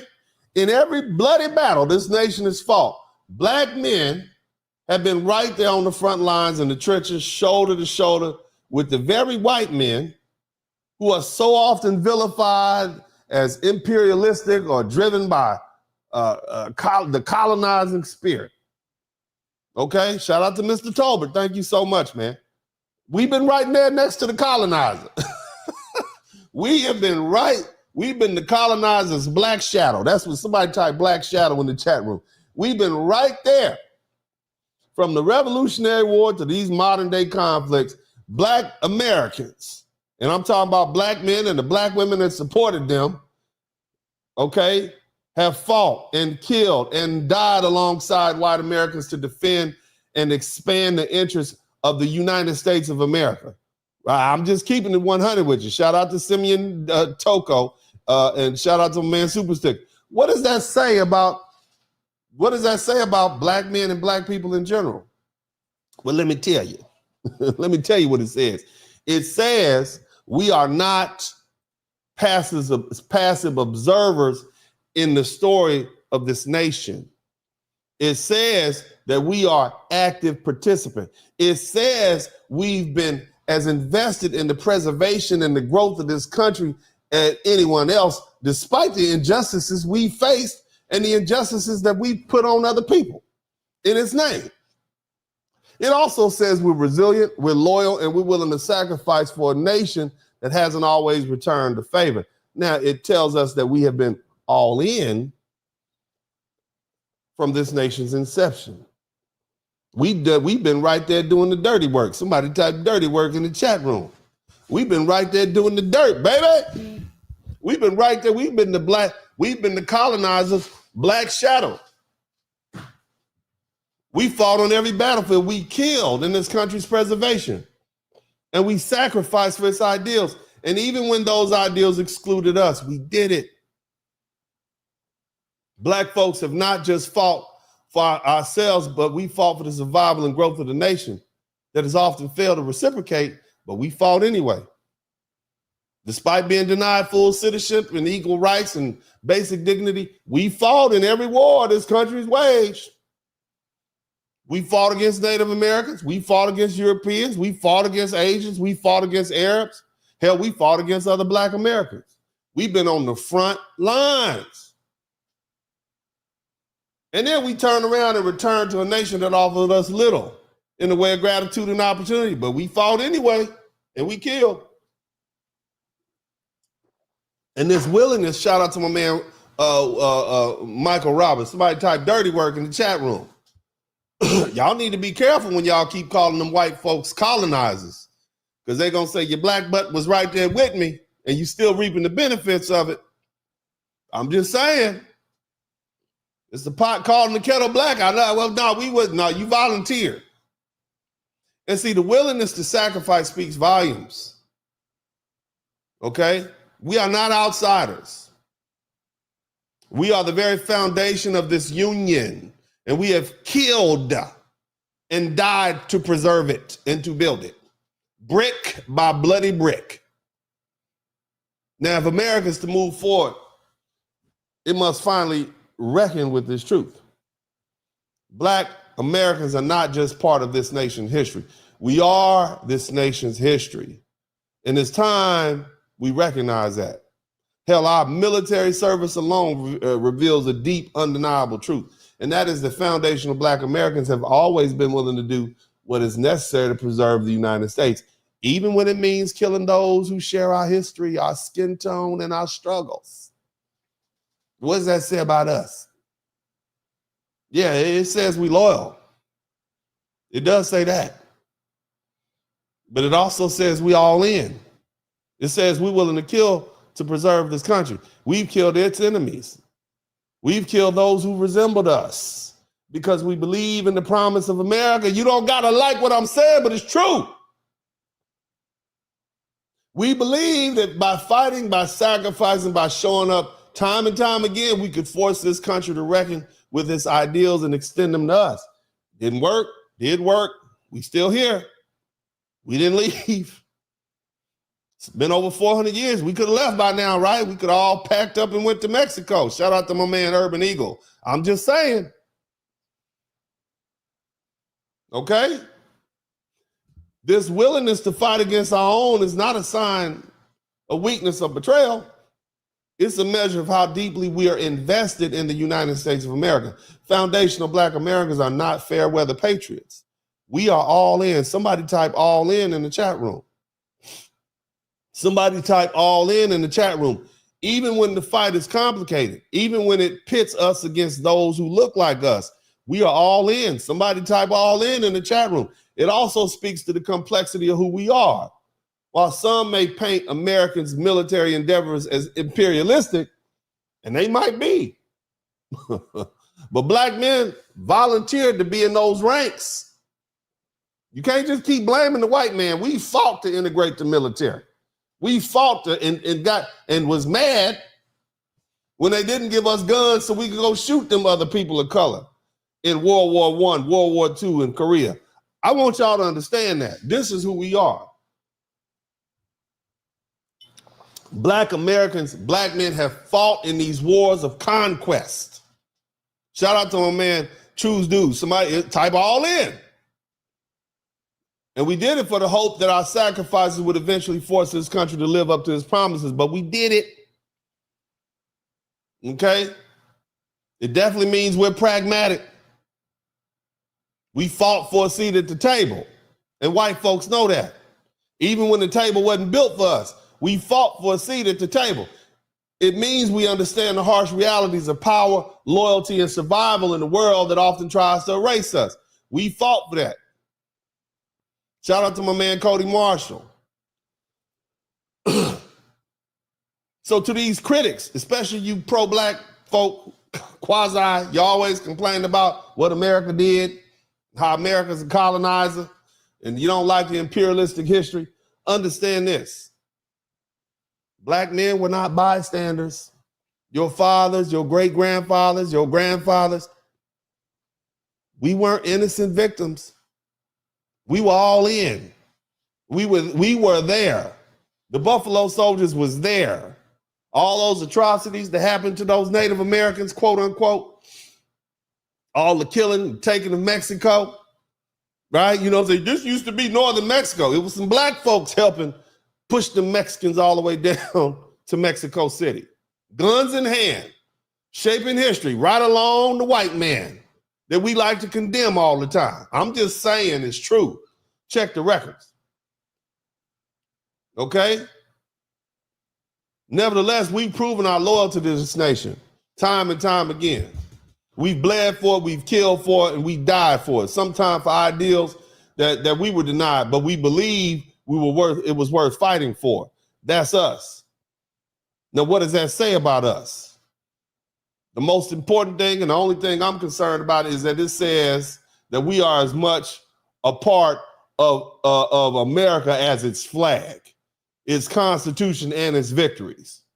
We have as much blood on our hand as any other group. And whether you like the way that tastes or not, whether the world likes it or not, Black men have fought to ensure that this country stands tall through every bloody battle, every war, and every struggle. Black Americans have killed for this country.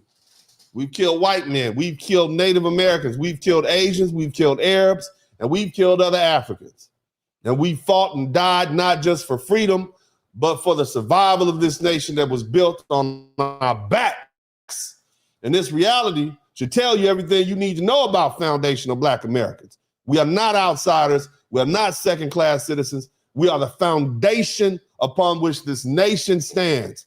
And that we've proven it time and time again.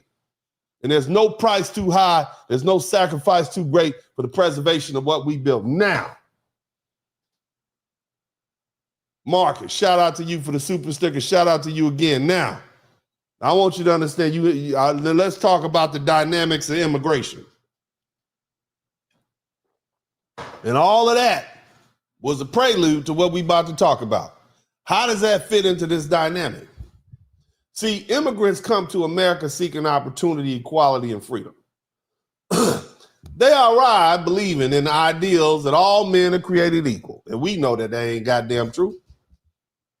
But they don't understand the full reality of this country. And its racial hierarchy is deeply entrenched in qualities. They don't get that. They don't understand the struggle that Black Americans have had to endure to carve out a space of tolerance and limited its success. It's written in blood. The blood of our ancestors who sacrificed. The blood of our ancestors who built. It's written in blood. We got a contract. Somebody type contract in the chat room. See, unlike Black Americans, these immigrants, they enter this country as outsiders to a racial dynamic that is not completely defined to them. See, they see the success of Black Americans without understanding the price we paid to achieve it.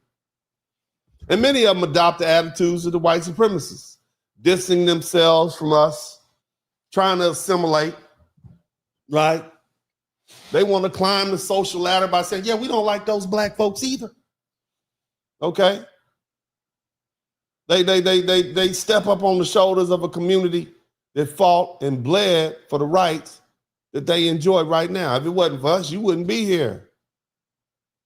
And see, this isn't a new phenomenon. During the waves of European immigration in the 19th and 20th century, the Irish, the Italian, the Eastern European immigrants, they aligned themselves with white America to avoid being treated like the other. Somebody type the other. See, when Irish and the Italians got here in the East, they were dark people. The largest group of people lynched in America was down in New Orleans. There's a bunch of Italians, but they lynched and ran them out of New Orleans, and that's why they ended up in New York. If you go down to New Orleans, the New Orleans accent sounds distinctly similar to the New York, New Jersey Italian accent. And that's because they started down there in New Orleans and they ran them up out of there and sent them to New York. They were down there working in the dock. I'm just saying. But these were dark people.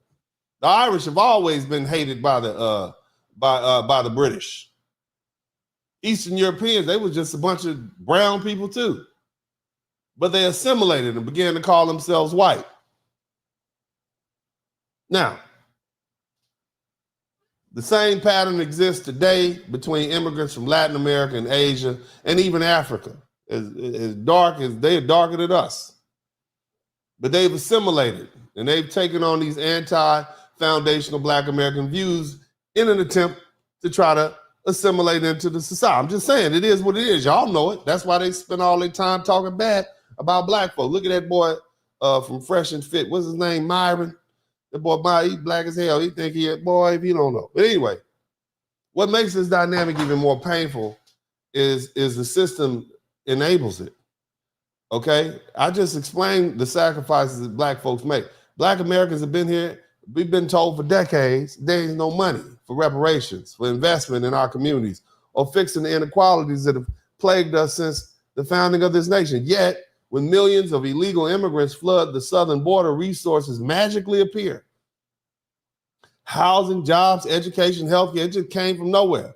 This isn't just neglect, this is a slap in the face. It tells Black folks that our sacrifices and our history of contributions are not valued. It tells us that the system would rather uplift newcomers than right the wrongs it committed against our people that built this country and fought and died for this country. Okay? That's what it tells us. And we don't like it. So let's go ahead and cut to the chase. Not all Black Americans, not all of us are pro-immigrant. In fact, many of us are openly anti-immigrant, and for good reason. And this goes into the greater story. Democrats think they have a communication problem. They think the reason that they lost the black vote is because they didn't communicate effectively. That is incorrect. You have a platform problem. We don't like what you stand for. And the number one thing that irks us the most is your pro-immigrant stance. Let me say this again. Not all Black Americans are pro-immigrant. In fact, many of us are openly anti-immigrant for good reasons. Number one, we're not a monolith. And our experiences shape our views, are diverse as our people are. And while some empathize with the idea of wanting a better life, we understand what it's like to want a better life and fighting for opportunity or striving for equality. That does not mean we automatically extend that empathy to other groups coming to this country. You understand? See, our lives, or should I say our lived experience, has taught us to be cautious, even skeptical of those who come here and fail to respect our contributions while benefiting from the system that we've built. Let me be clear, and I know I'm telling the truth, and this is gonna hurt some of your feelings right now, fellas, but I'm gonna keep it 100, all the ladies who are listening. A majority of Americans voted for Donald Trump. This is a man who's been vilified as xenophobic and as racist by all the whole woke left, the media, the political establishment, and anybody else who had a mouth. Okay? Voted for this man. But that vote also included an unprecedented number of Black Americans. Okay, 20% of Black men voted for him. 9% of Black women voted for him, and it would have been more Black women. But see, the Democrat Party has gone a long way to give little goodies to Black women to keep them on the Democrat plantation. But some of them like, hell with that. I'm just keeping it 100 with you. We voted right along with the anti-immigrant folk. We voted right along with the xenophobes. Okay? In fact, Republicans haven't received this level of votes from us in 60 years. That fact alone speaks volumes about the shifting mentality of Black Americans. In reality, it's not even a shifting mentality. It's how we always felt. And you're not going to be able to guilt trip us. Okay? We are focused on our own interests. We're calling out the system that keeps betraying us. Now, you immigrants, you need to understand something. When you come to this country, understand that Black Americans and white Americans have an understanding. I explained that dynamic. Black Americans and white Americans have an understanding. And you're stepping into a dynamic that has been shaped by centuries of struggle, sacrifice, bloodshed betwixt us. Okay? We helped build this country brick by brick, often through forced labor, at the expense of our freedom and our dignity. But we also fought for this country, bloody brick by bloody brick, right along with those colonizers. See, we've been here since day one, not as visitors or outsiders, but as the very backbone of this country, integrated with the others. So when immigrants come here and act as if they're entitled to the same opportunities without acknowledging the sacrifices we've made, it's disrespectful. You come over here and say you're entitled to this land because it was stolen from you by the white man, but the Black man was right next to him helping him steal it, if that's how you feel. I just say they took it, strong-armed it. Ain't that what we say? Might equals right? Now, the problem is you try to align yourself with white folks, the same white folks that we have a special understanding with these anti-Black attitudes, okay? But you want to use our communities as stepping stones to climb the social economic ladder. Okay, and that breeds resentment. You get your little nail shops in our community. You put your little corner stores in our community.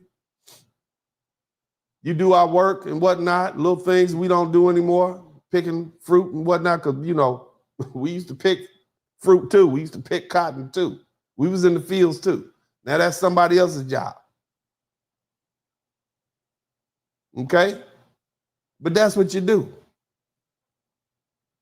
All right, now for decades, the system has prioritized everyone but us. We've been told there's no money for reparations, no funding for schools. That's what you're told. But then these illegal immigrants cross the border. Whether it's legal or illegal, they get money, they get houses, they get opportunity. They magically appear. It's a slap in the face. These immigrants get handed what we've been denied for generations, and we're expected to just accept that? Oh, no. Somebody type, oh, no, in the chat room. We won't. We're not going to be able to look by you all. We deal with enough from white folks. We're not going to let you sideline us while the system panders to the newcomers. Shout out to my man, True's Dude. Thank you so much. I'm preaching. I'm going to tell you the truth. You're not going to like this. Many Black Americans see immigrants, both Black immigrants and non-Black immigrants alike, as competition. You're often viewed as skipping the line, taking jobs and resources and opportunities that should be going to us. So we would rather have you not here. I'm just going to say it. It's the truth. Y'all blaming Tariq Nasheed for all these he's causing division amongst them. It's been there. We've been anti we've been anti. Ask them Jamaicans and them Africans who came here in the 1980s. They call them all sort of mean racial epithets. Talk to some of these little African kids who came to this country. The cold part about it is you all bring anti-Black racism, learn in your home countries, aligning yourselves with a system that has oppressed us for centuries. So it's time to stop pretending this isn't an issue. Black Americans have every right to feel resentment towards groups that come here and disrespect us while benefiting from our struggle and our sacrifice and the bloodshed we made not only in the killing fields and the cotton fields and the tobacco fields, but also in the theaters of war. Yes, Black Americans harbor prejudice, bigotry, and xenophobia. Because living in the racist system affects everyone. And we're not an exception. Okay? We've absorbed the realities of a society that pits group against each other. We've learned to protect our own interests above all. It's just that this 2024 election was a turning point. We don't need to hide it no more. Donald Trump's victory wasn't just a rejection of woke policies. It was a, hey, this is us. We voted for him in record numbers because we like what he stood for. And I hate to say it, but that is sending y'all home. That's what I'm saying. Because we don't want to continue watching the resources flow to you while our communities are left out. It's not about hate, fam. It's about survival. You ain't got to like what I'm saying. Now, for the immigrants who want to come here and thrive the right way, the legal way, there's room for you. But you need to understand the dynamic that exists between Black Americans and white Americans. See, this isn't just a land of opportunity. It's a nation built on blood, bullets, gunpowder, and oppression. Respect that. Acknowledge our contributions and sacrifices, and don't expect us to cheer for policies that benefit you at our expense. We fought for this country in every war, right next to the colonizers. We fought for civil rights, economic justice, and equality under law against the so-called colonizers. And we've done it without the luxury of being outsiders. This is our home. And we are not about to be replaced or overlooked or disrespected in a country that we built. America has always been shaped by tension and collaboration between Black Americans and white Americans. Your immigration adds another layer to that dynamic, but it must not come at our expense. Black Americans have been all in on this nation from the very beginning. Now it's time for this nation to be all in for us. And we damn sure are not going to let another group come in and take our place. Look, immigrants, if you want to be here, respect the house you're walking into. This is our house. Respect the people who built it and the system. Stop betraying the people who have invested in the country, this country. Because now Black Americans, what we said in silence, now we're saying out loud with our politics.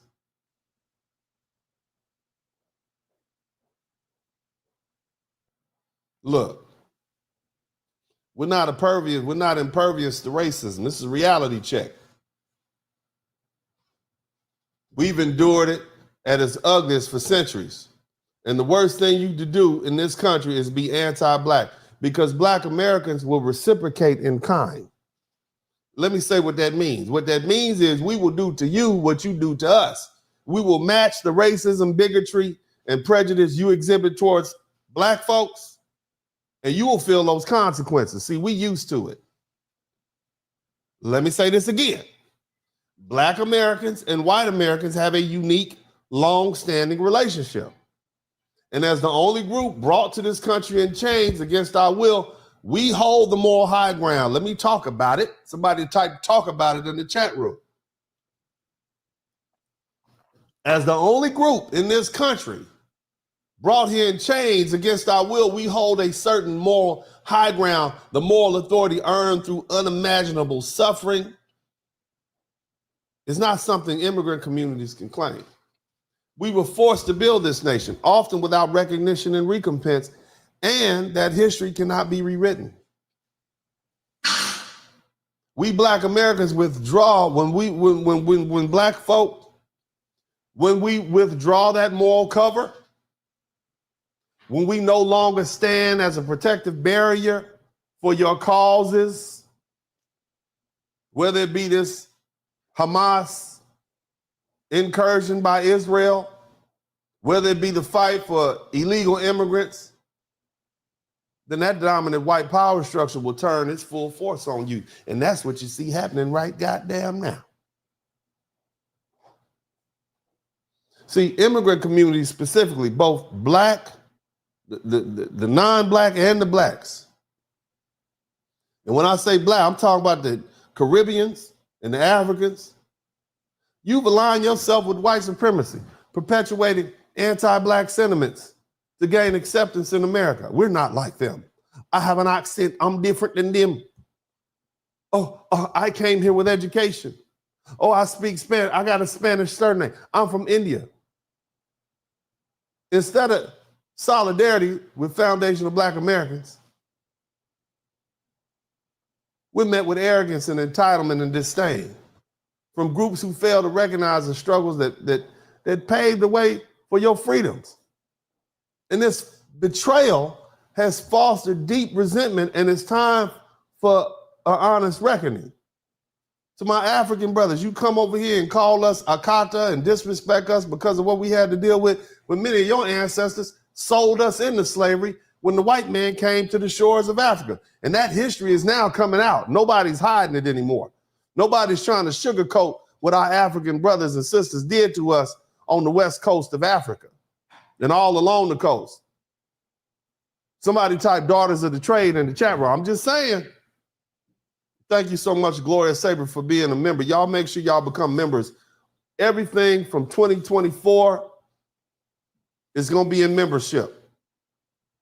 If you want to see all the 3-4 years of what I've done, all the Kevin Samuels stuff, it's all in membership. Become a member. Do that today. Now, let's get back to the business at hand. How Black folks lost the Black American vote. Why black folks pull back the cover. As Tariq Nasheed used to say, now you got to hold your own gonads. Okay, so what does that mean? Means it's not our fight. We talking about deportation. When these discussions of mass deportation arise, Black Americans are either indifferent or supportive. Do you hear me? Stop looking at us for a shoulder to cry on. Why? Because these same immigrant groups have shown nothing but disrespect for our community that fought for the rights they now enjoy. Deportation is not our burden to bear. If immigrants were sent back, it is a consequence of their actions, not a tragedy for Black Americans to lament. Look, let me let you hear this little lady again. Listen to what she said. They were never gonna tell Black Americans to go home. They were never gonna send us anywhere. I think that's what other groups fail to realize about Black Americans. Because as much as the ruling class in this country upholds white supremacy, and as much as Black Americans are mistreated because of that, it was still never going to be us. They know it was never going to be us, as well as we know that Black people in this country, Black Americans, this is our country. This is our country. You understand me? We're not afraid of they ain't sending us home. They ain't got nothing to do with us. We're not afraid of the fallout of mass deportation. We endured slavery and Jim Crow. We endured redlining, mass incarceration, and systematic inequality. No other group in this country has faced that depth of oppression. And yet we remain standing. Shout out to my man, Barry Little. We still here. Hell, if deportations bring economic strain or social upheaval, we prepared to deal with it. That's not going to fade us. When the deportations begin, expect a flood of media images and tears, pleas for sympathy, cries for help. They're going to be begging Black folks that, come on, help us, Black people. Why y'all silent? Where was the empathy when Black families were being torn apart by slavery or war on drugs and systematic policies designed to destroy our communities? You same immigrant communities aligned yourself with the same white supremacists and disrespected and dismissed Black folks in our struggle. And now you expect us to shed tears for your support? We got none left to give. See, far too long, these immigrant communities have underestimated the impact of their anti-Black actions. You come to this country, you disrupt the racial dynamic, and then you leave Black Americans to face the consequences. I've always I got a lot of Black folk. They not even from here. And they commit crimes and Black Americans get blamed for it. We always talk about the degenerate rap music. Look at all these folk. Luke, Nicki Minaj, Lil Kim. These are all Caribbean folk. All these nasty, freaky songs, especially coming out of New York. These are all Caribbean Black folk, but we get blamed as Black America. That ain't what we did.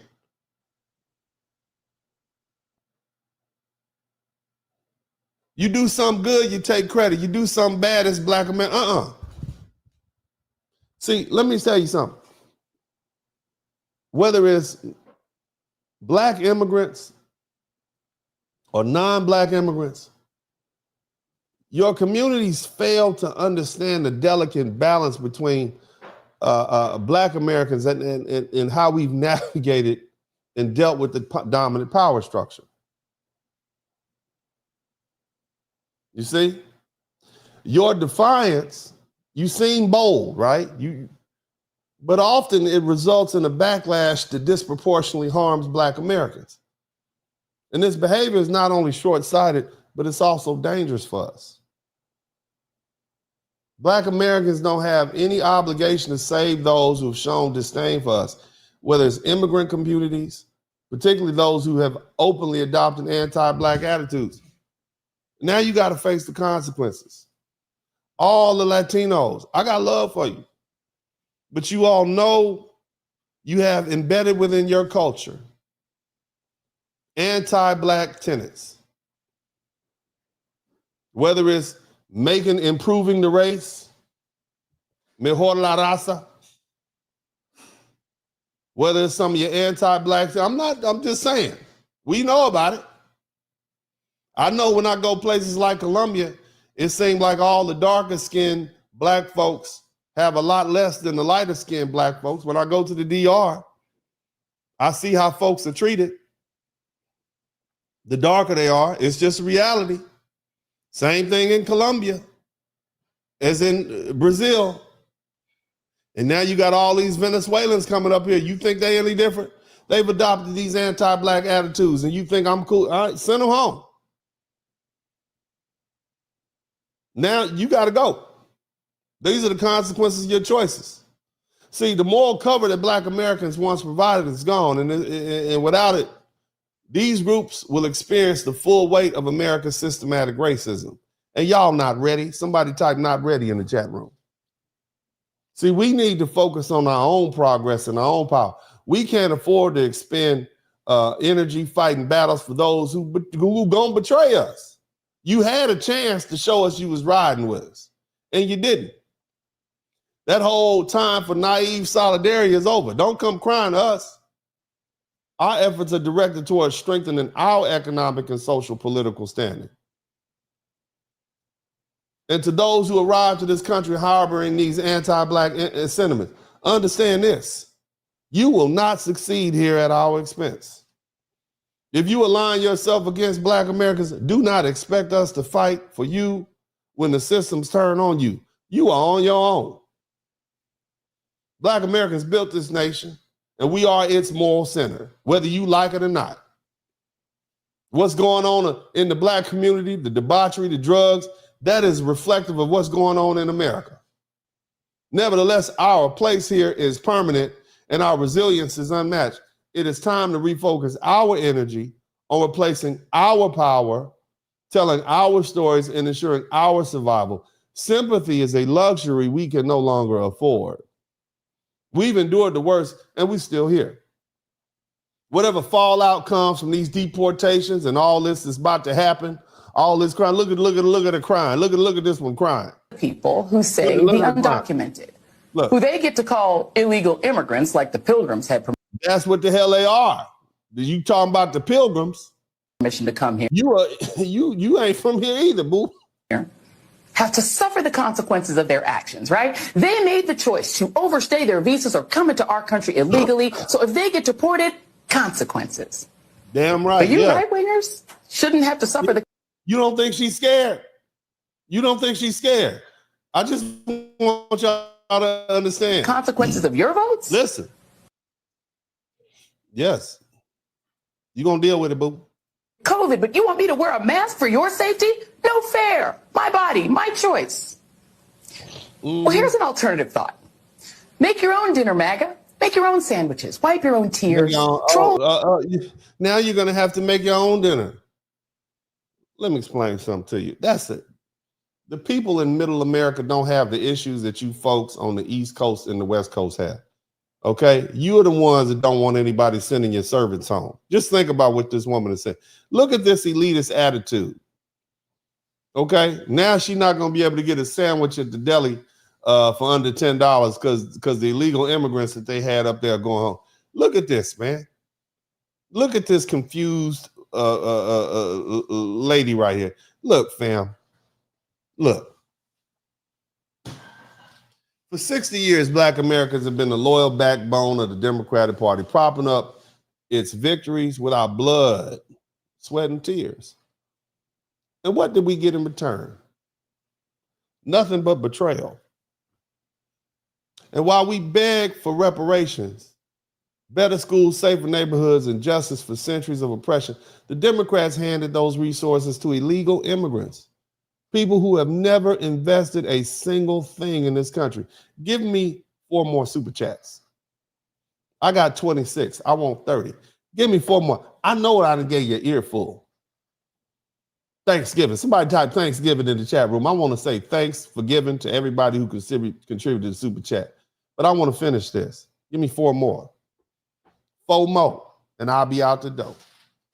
Give me 4 more, and I'll be out the door. Look, when millions of undocumented immigrants poured across the southern border during the height of Joe Biden and Kamala Harris's presidency, they were immediately given housing, healthcare, education, and they tried to give them jobs.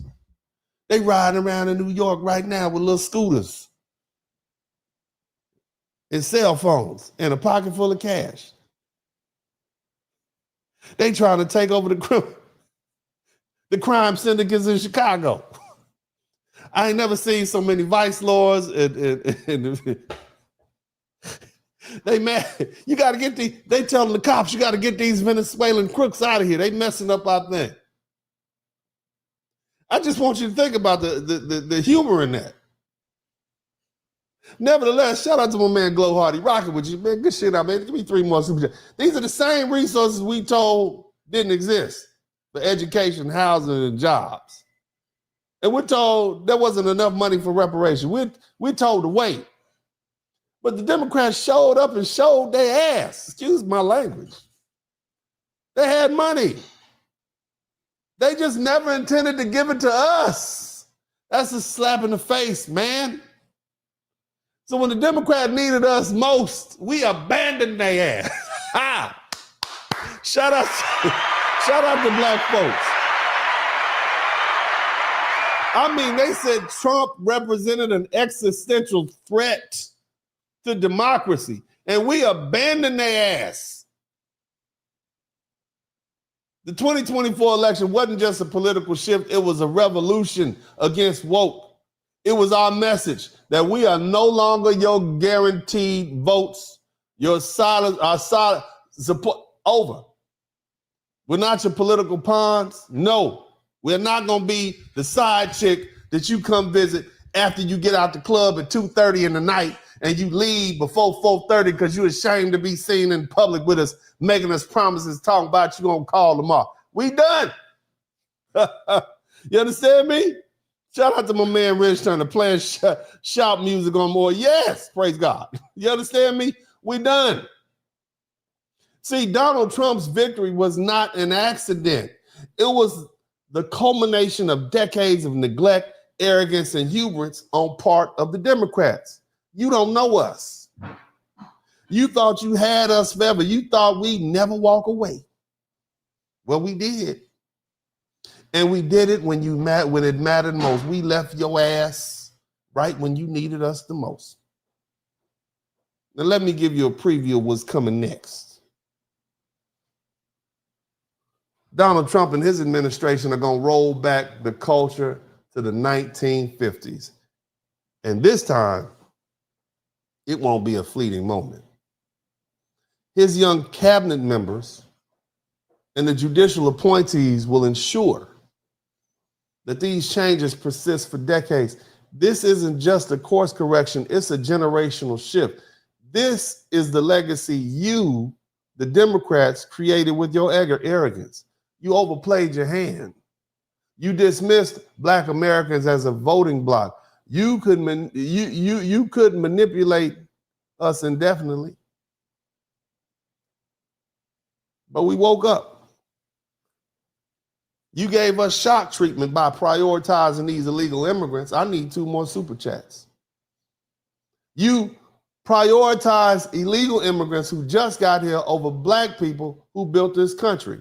You mocked us, you dismissed us, and you thought we were too scared of the alternative ever to leave you because we were supposed to be afraid of racism. We've been dealing with racism 400 years. We ain't worried about that. Tangibles. You didn't give them. Now you're watching the consequences of your hubris unfold. And to those immigrants, I want you to listen to this.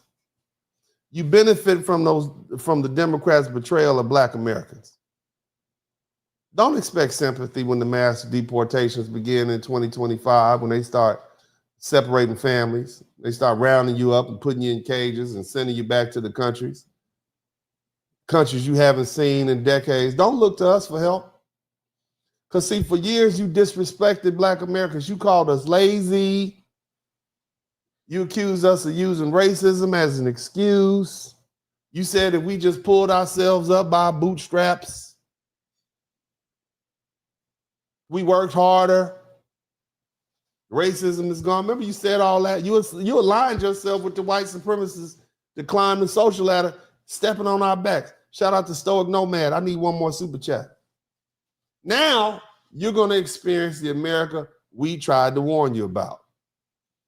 But you're not ready. Somebody type "not ready" in the chat room.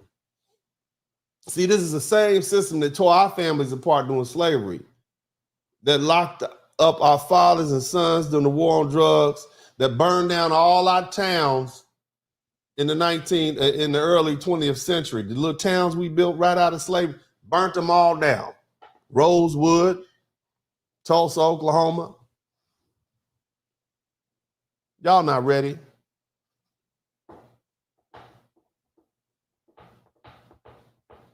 They redlined us and kept us in poverty. I talk about our brothers that fought in these military wars, and they came home, they didn't even get the GI Bill. That's what systematic racism looked like. Locked us in the ghettos, stripped the jobs away.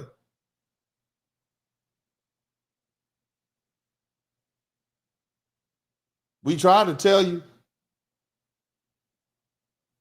You saw it happen to it. You ignored it then, thinking it wouldn't come for you. Well, now it's your turn.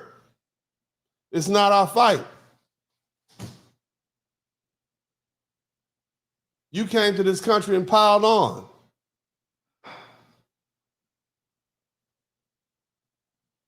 See, sympathy is a luxury. Black Americans we can't afford that anymore.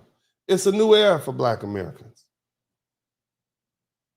To the Democrats and all you politicians in power, including you Republicans, let me warn you. Don't take Black folks for granted. Never again think you can win our loyalty with crumbs and gestures. We are unburdened by what was. The old playbook is dead, and we're charting a new course, one where Black Americans prioritize or else, where Black Americans are respected or else, where Black Americans are empowered or else. To the immigrants watching this unfold, your cries and your tears will not move us. Your struggles will not distract us.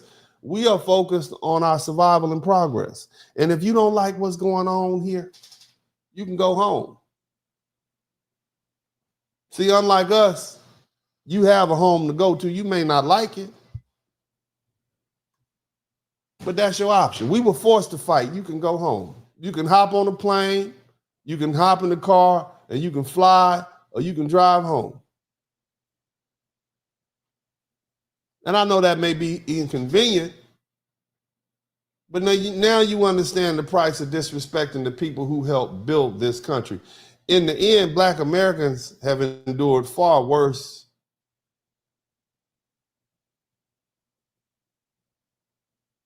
And we're still here, stronger than ever. And whatever comes next, we'll weather it, just as we always have. But to those Democrats who betrayed us, the immigrants who disregarded us, remember this moment, because we will never forget. This is Uncle D. God bless you all. Shout out to my man Wrench Turner for getting me to 30. Y'all have a happy Thanksgiving, baby. I hope y'all have enjoyed this history lesson. This is Uncle D.